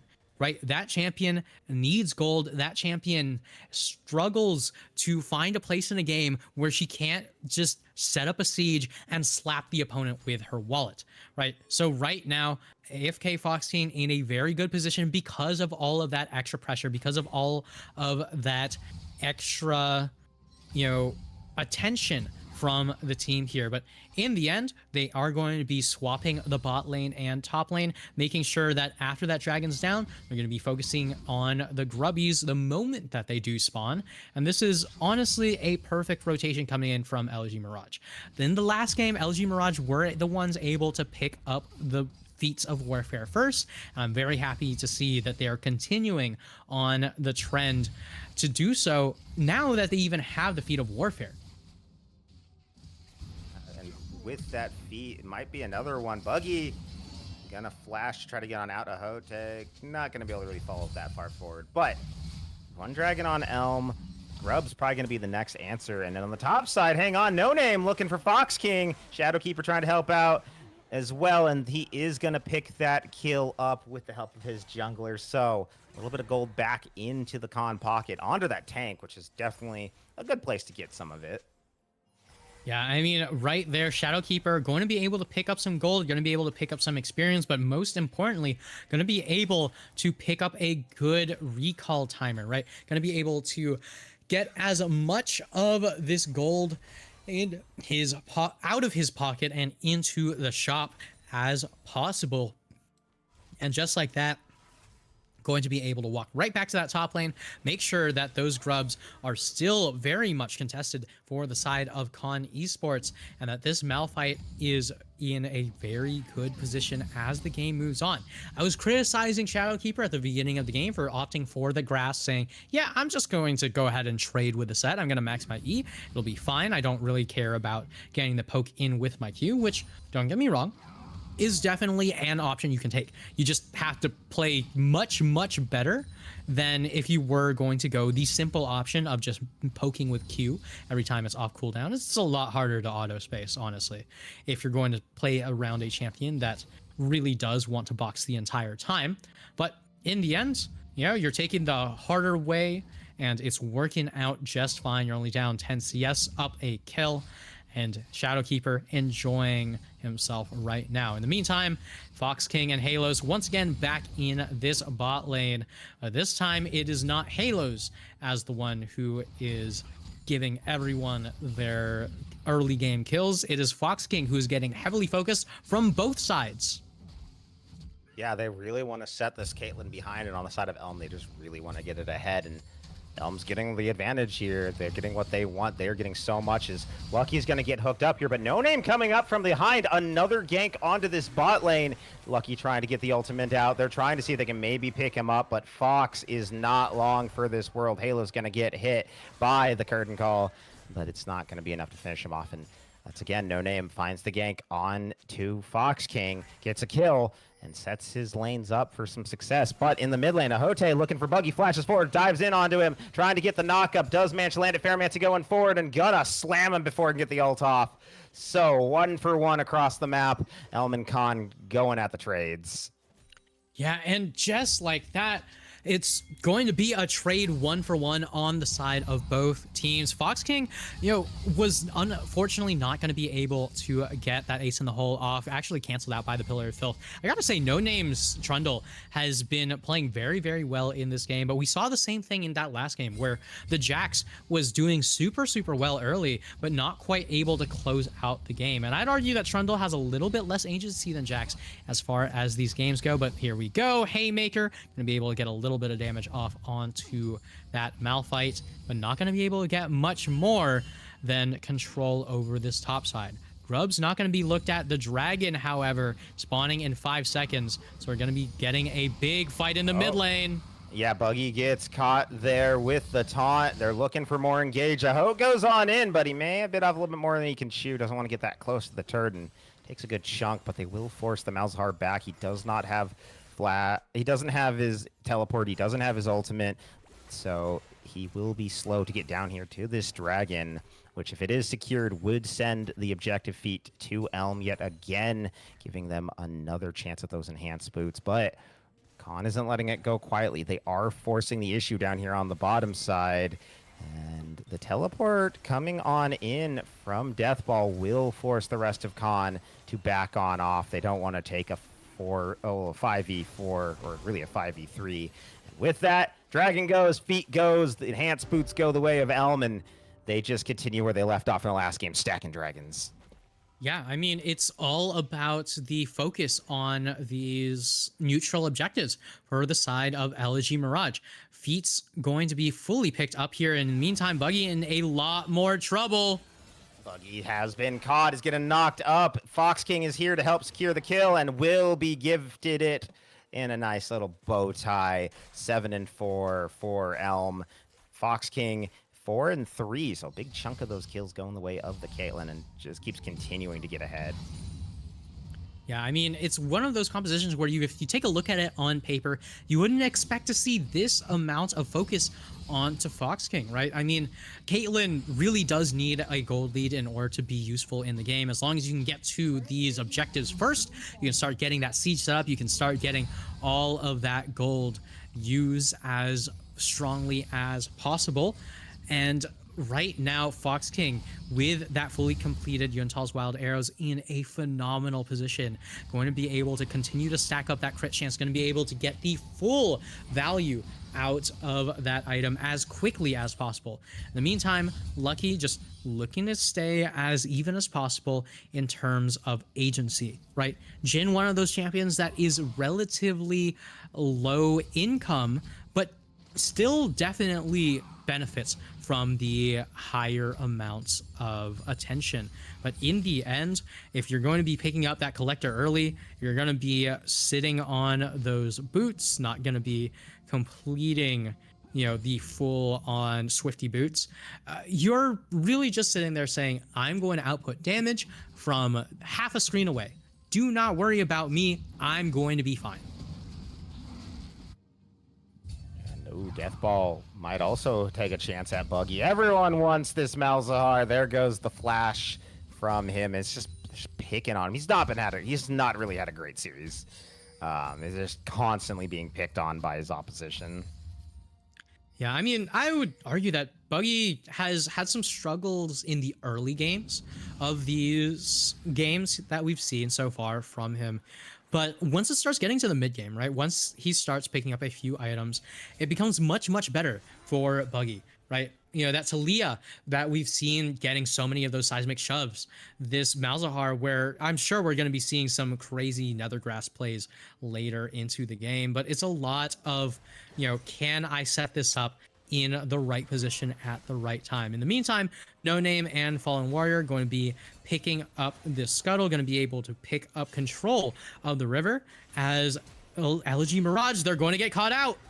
Yeah, they have found a Ho, and now they're going to turn on to Pharaohmancy, getting just kind of picked up on these three here on the side. Forced to flash, very low, does do the dash, and will fall to Lucky. Hote trying to go on in, seeing if he can help anything out, but No Name will pick up a kill instead. So 2-0 goes the way of Khan, and now they're looking forward. The engage comes from the Malphite, and that's a double kill going the way of No Name. Halo's forced to flash to get on out there. 3-0 goes the way of Khan. You were saying, you know, we're waiting for Buggy to make some plays, but the rest of the team could just make them fine without him, it looks like.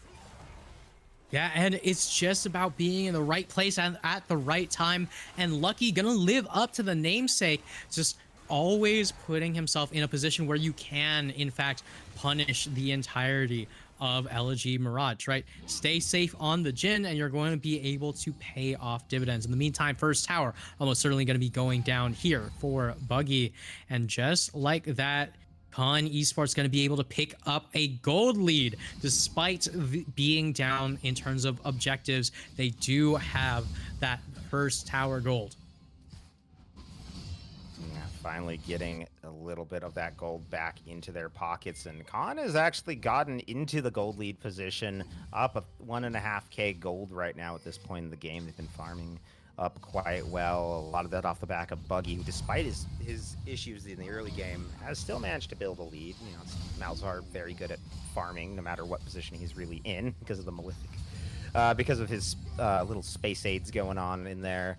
And ooh, Ahote might be trying to look for a flanking opportunity, but has spotted on some wards, so isn't willing to put that in, risk it just yet. A lot of people in this area, no names hanging around. You also see Shadowkeeper kind of roaming on up as well, and there's now 4 members on the side of Elm here in the mid lane. I think they're looking to maybe crash this turret if they can get the next wave organized, but Dragon is up, so maybe they'd rather contest that instead, but they are kind of backing off. They're a little worried about contesting this objective.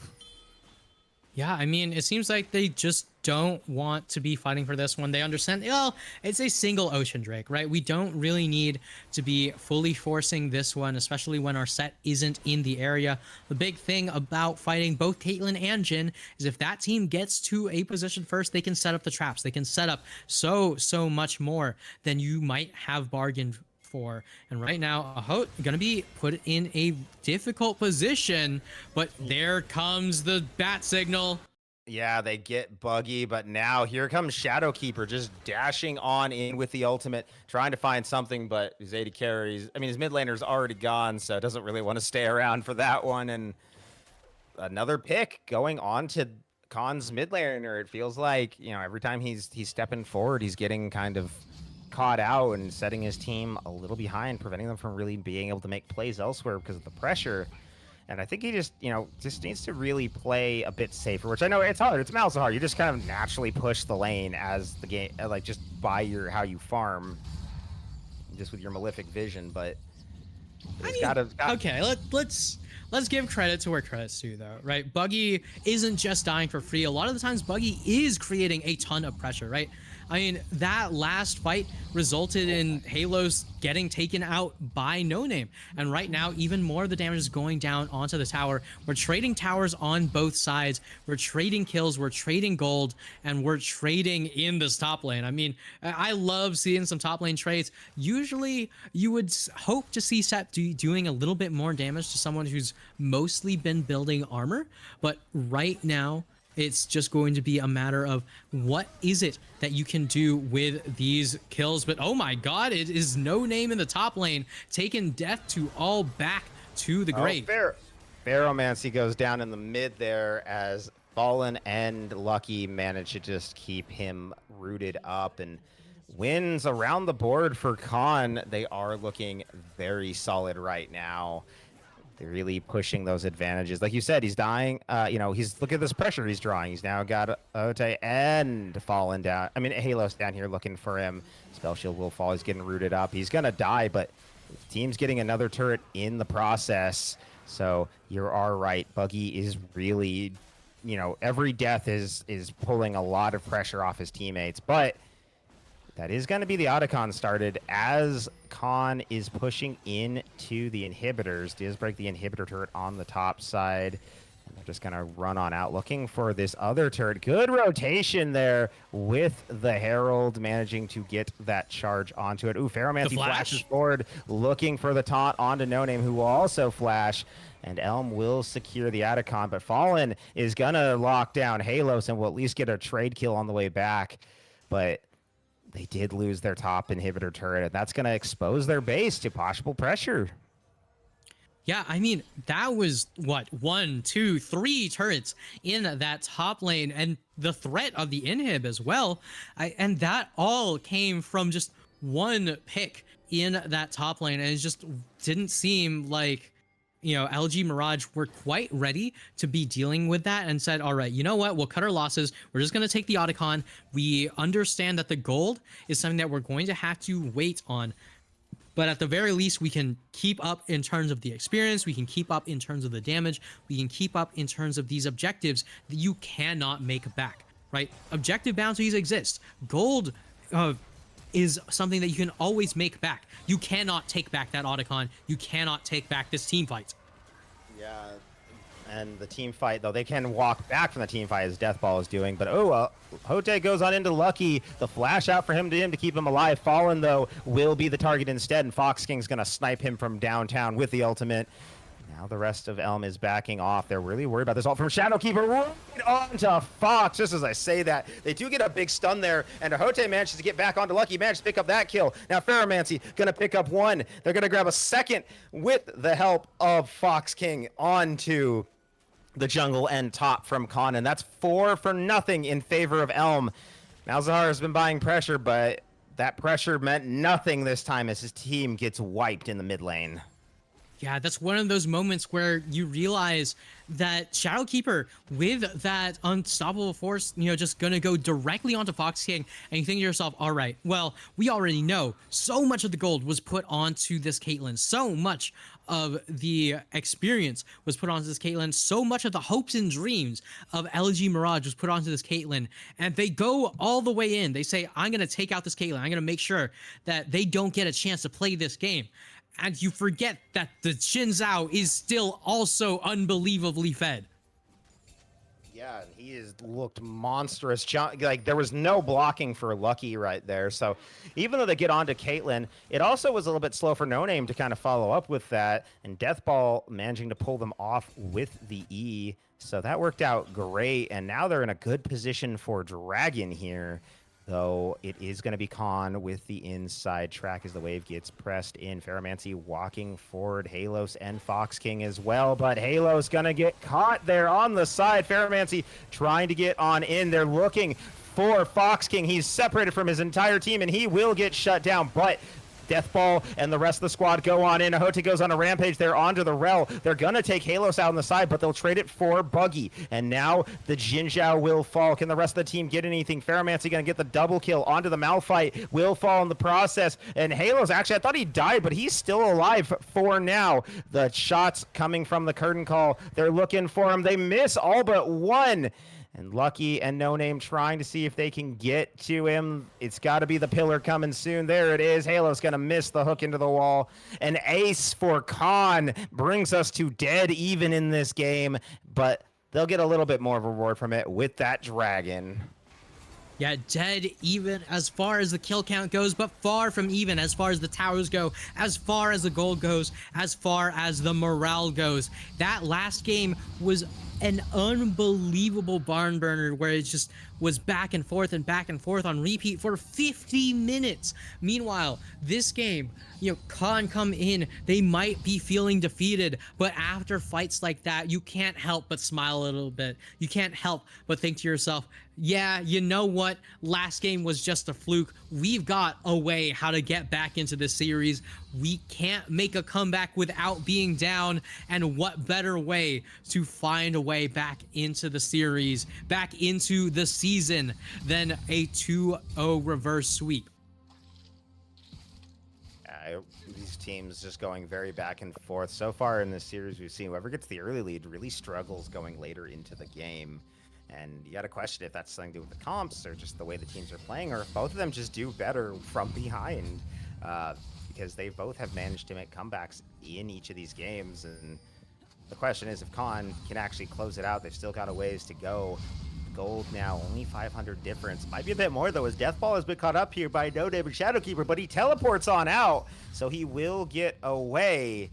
And they did burn Shadowkeeper and No Name's ult there, so those will be down for whatever fight comes next, which is more than likely going to be that Baron. It is the only neutral objective currently up on the map. And for Fox King and Halos pushing up into Lucky and Fallen.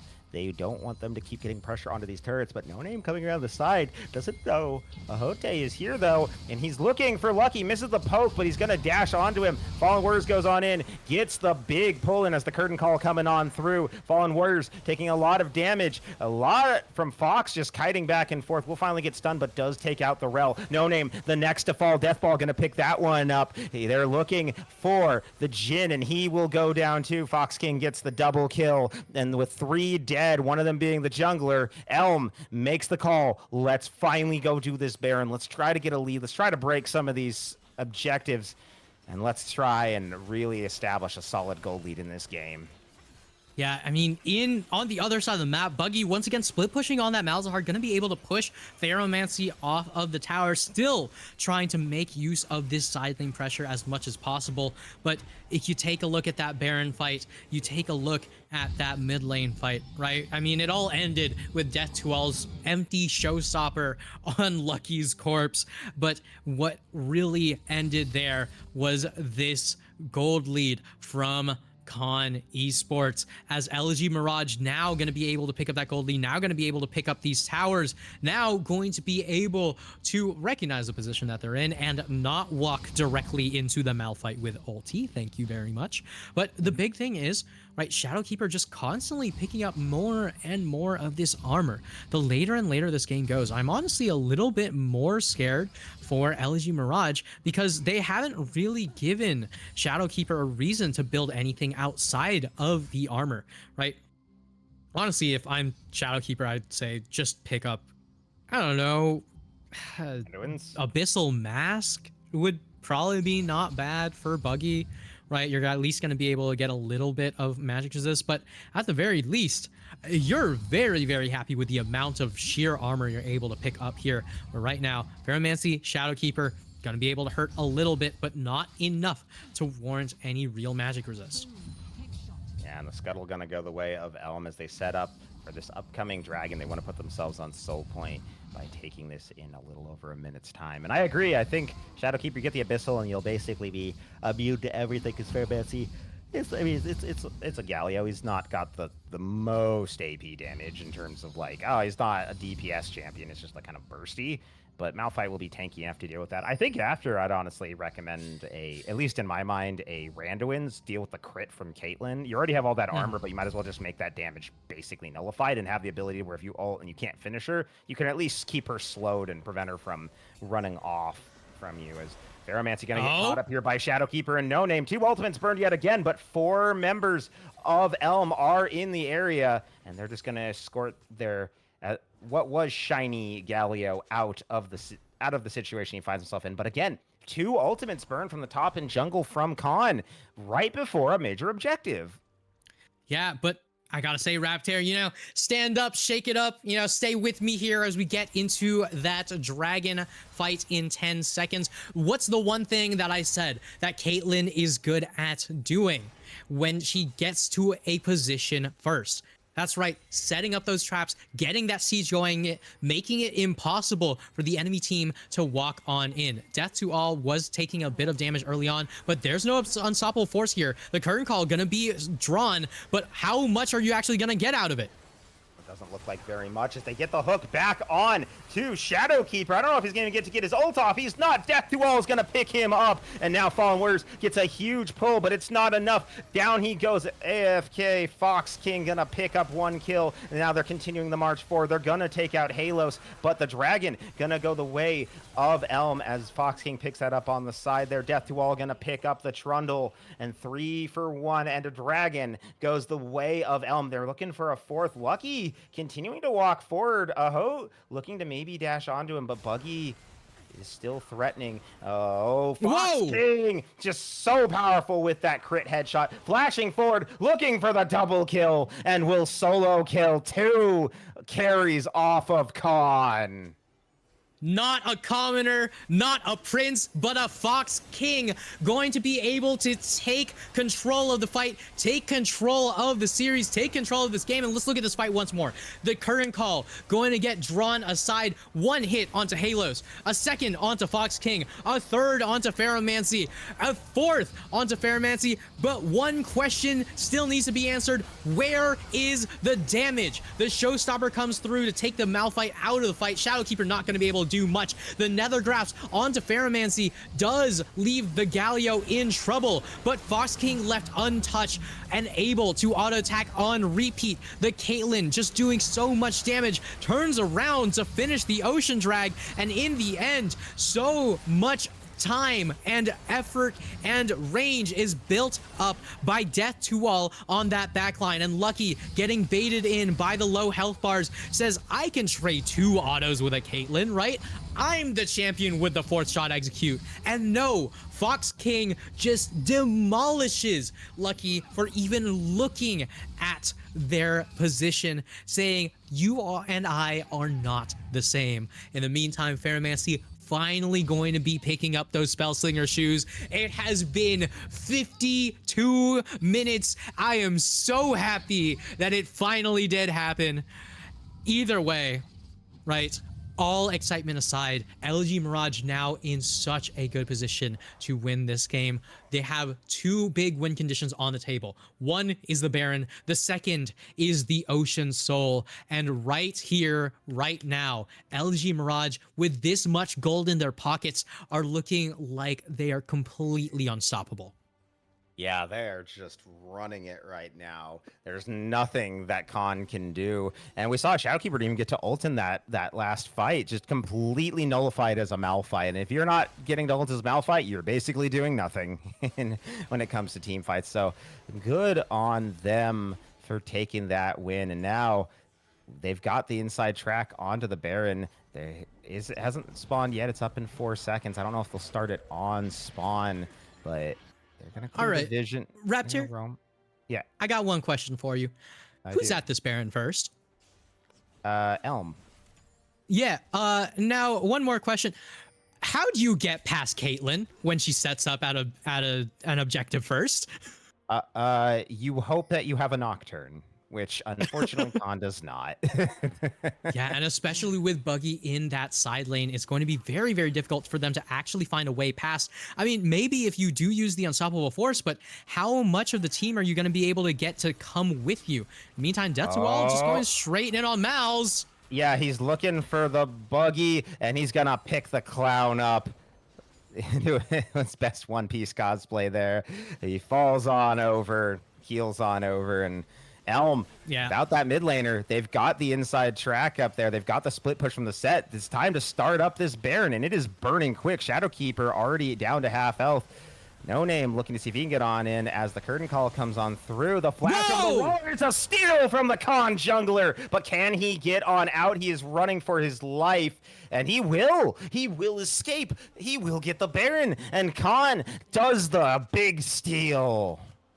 Yeah, and that's one of those moments that you call not a game-winning play, but a game-saving play. And you can see it right here, right? So the vision looks like it's denied for the side of Elegy Mirage, but the curtain call guarantees the vision there. The flash in, the chomp, and just walking straight on out. That Pillar of Filth did so much work at slowing everyone up. No Name gonna be able to walk out. So happy about taking control of that one.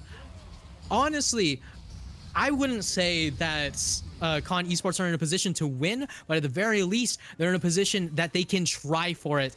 And at the end, you got the clip, so who cares who wins at the end? In the meantime, Fallen Warrior going to try to take out Ferromancy, but there's more than just the Baron. Remember, I said there are 2 win conditions for the side of Elm Esports, and here's the second, the Ocean Soul, which is going to be completely uncontested this time around. Good luck killing the Caitlyn this time. Yeah, Ocean Soul is so good at preventing heavy engage like a Malphite to really prevent it from nuking your carrion. Also a good stealthy kill there from Elm.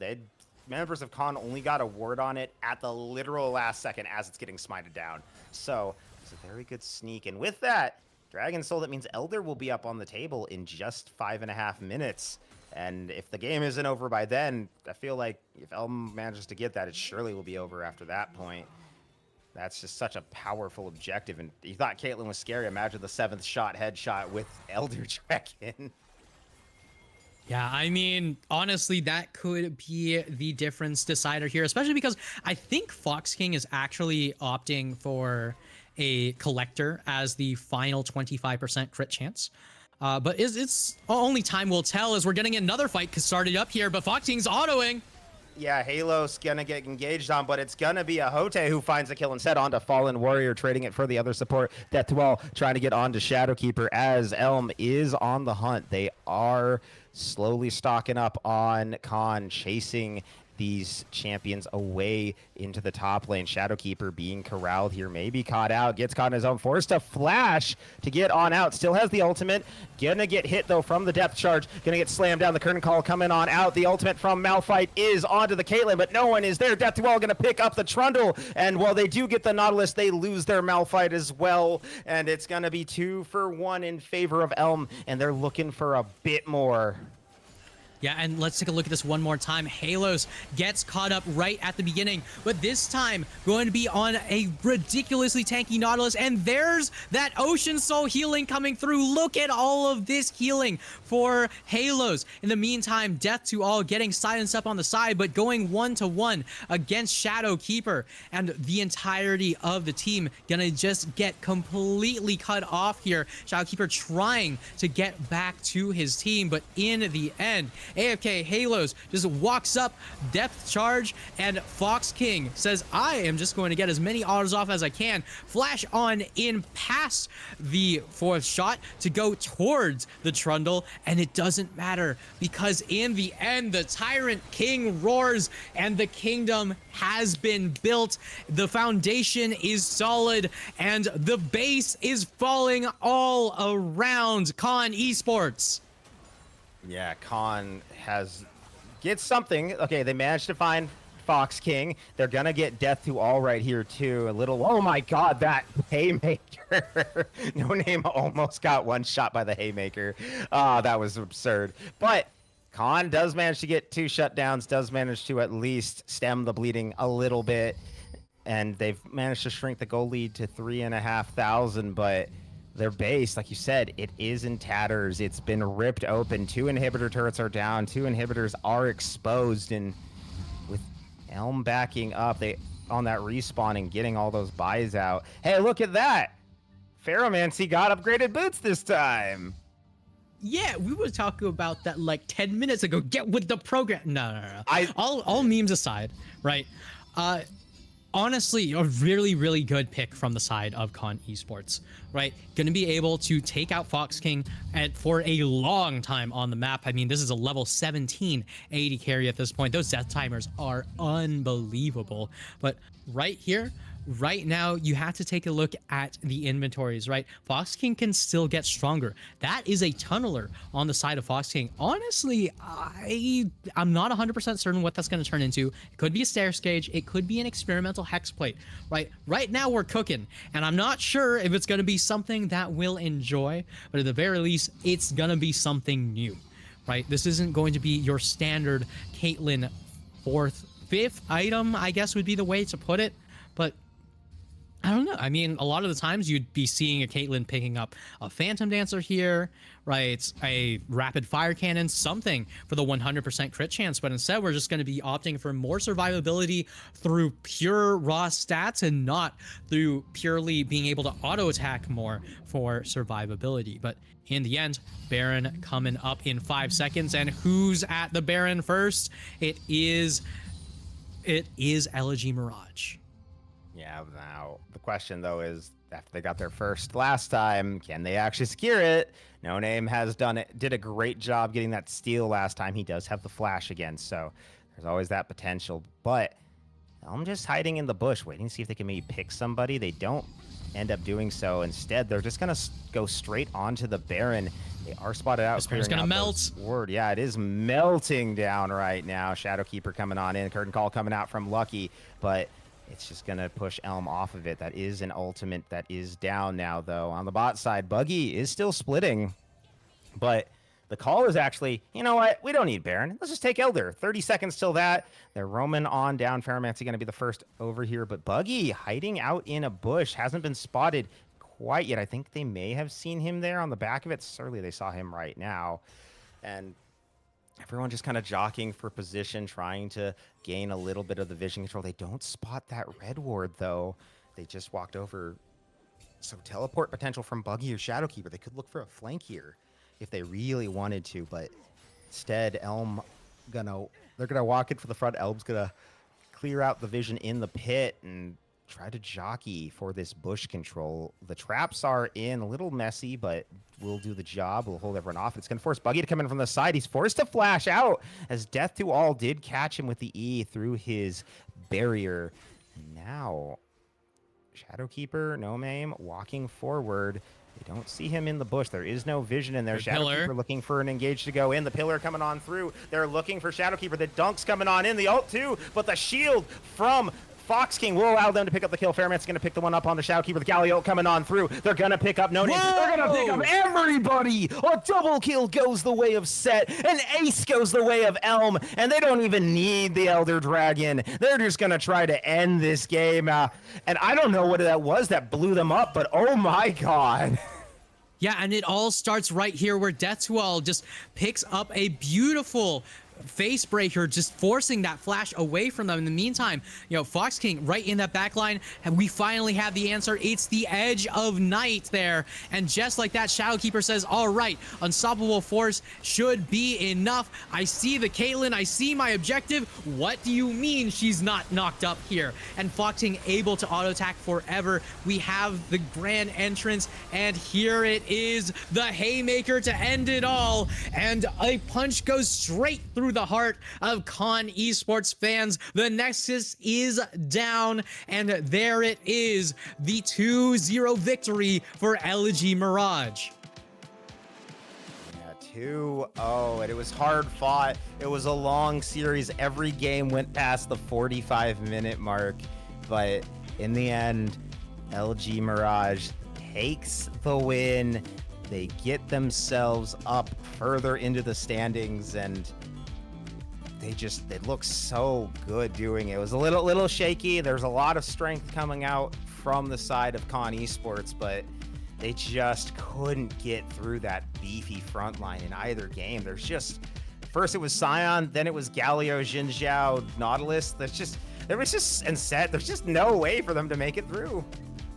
Yeah, I mean, in the end, it was valiantly fought by Con Esports.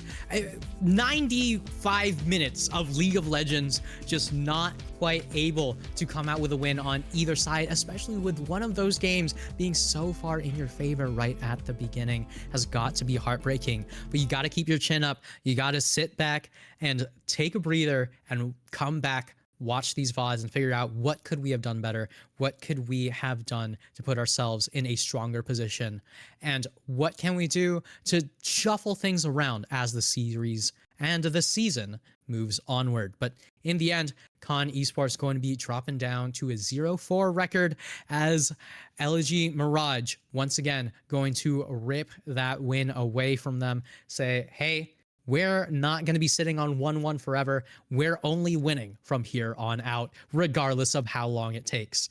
Either way, it was a phenomenal, ridiculously long matches for these two teams. Pat yourselves on the back, everyone, whether you were watching, whether you were playing, whether you were on our production or on our cast. Thank you all for tuning in, and make sure to tune in to the rest of Titan Esports throughout the week. Y'all take care.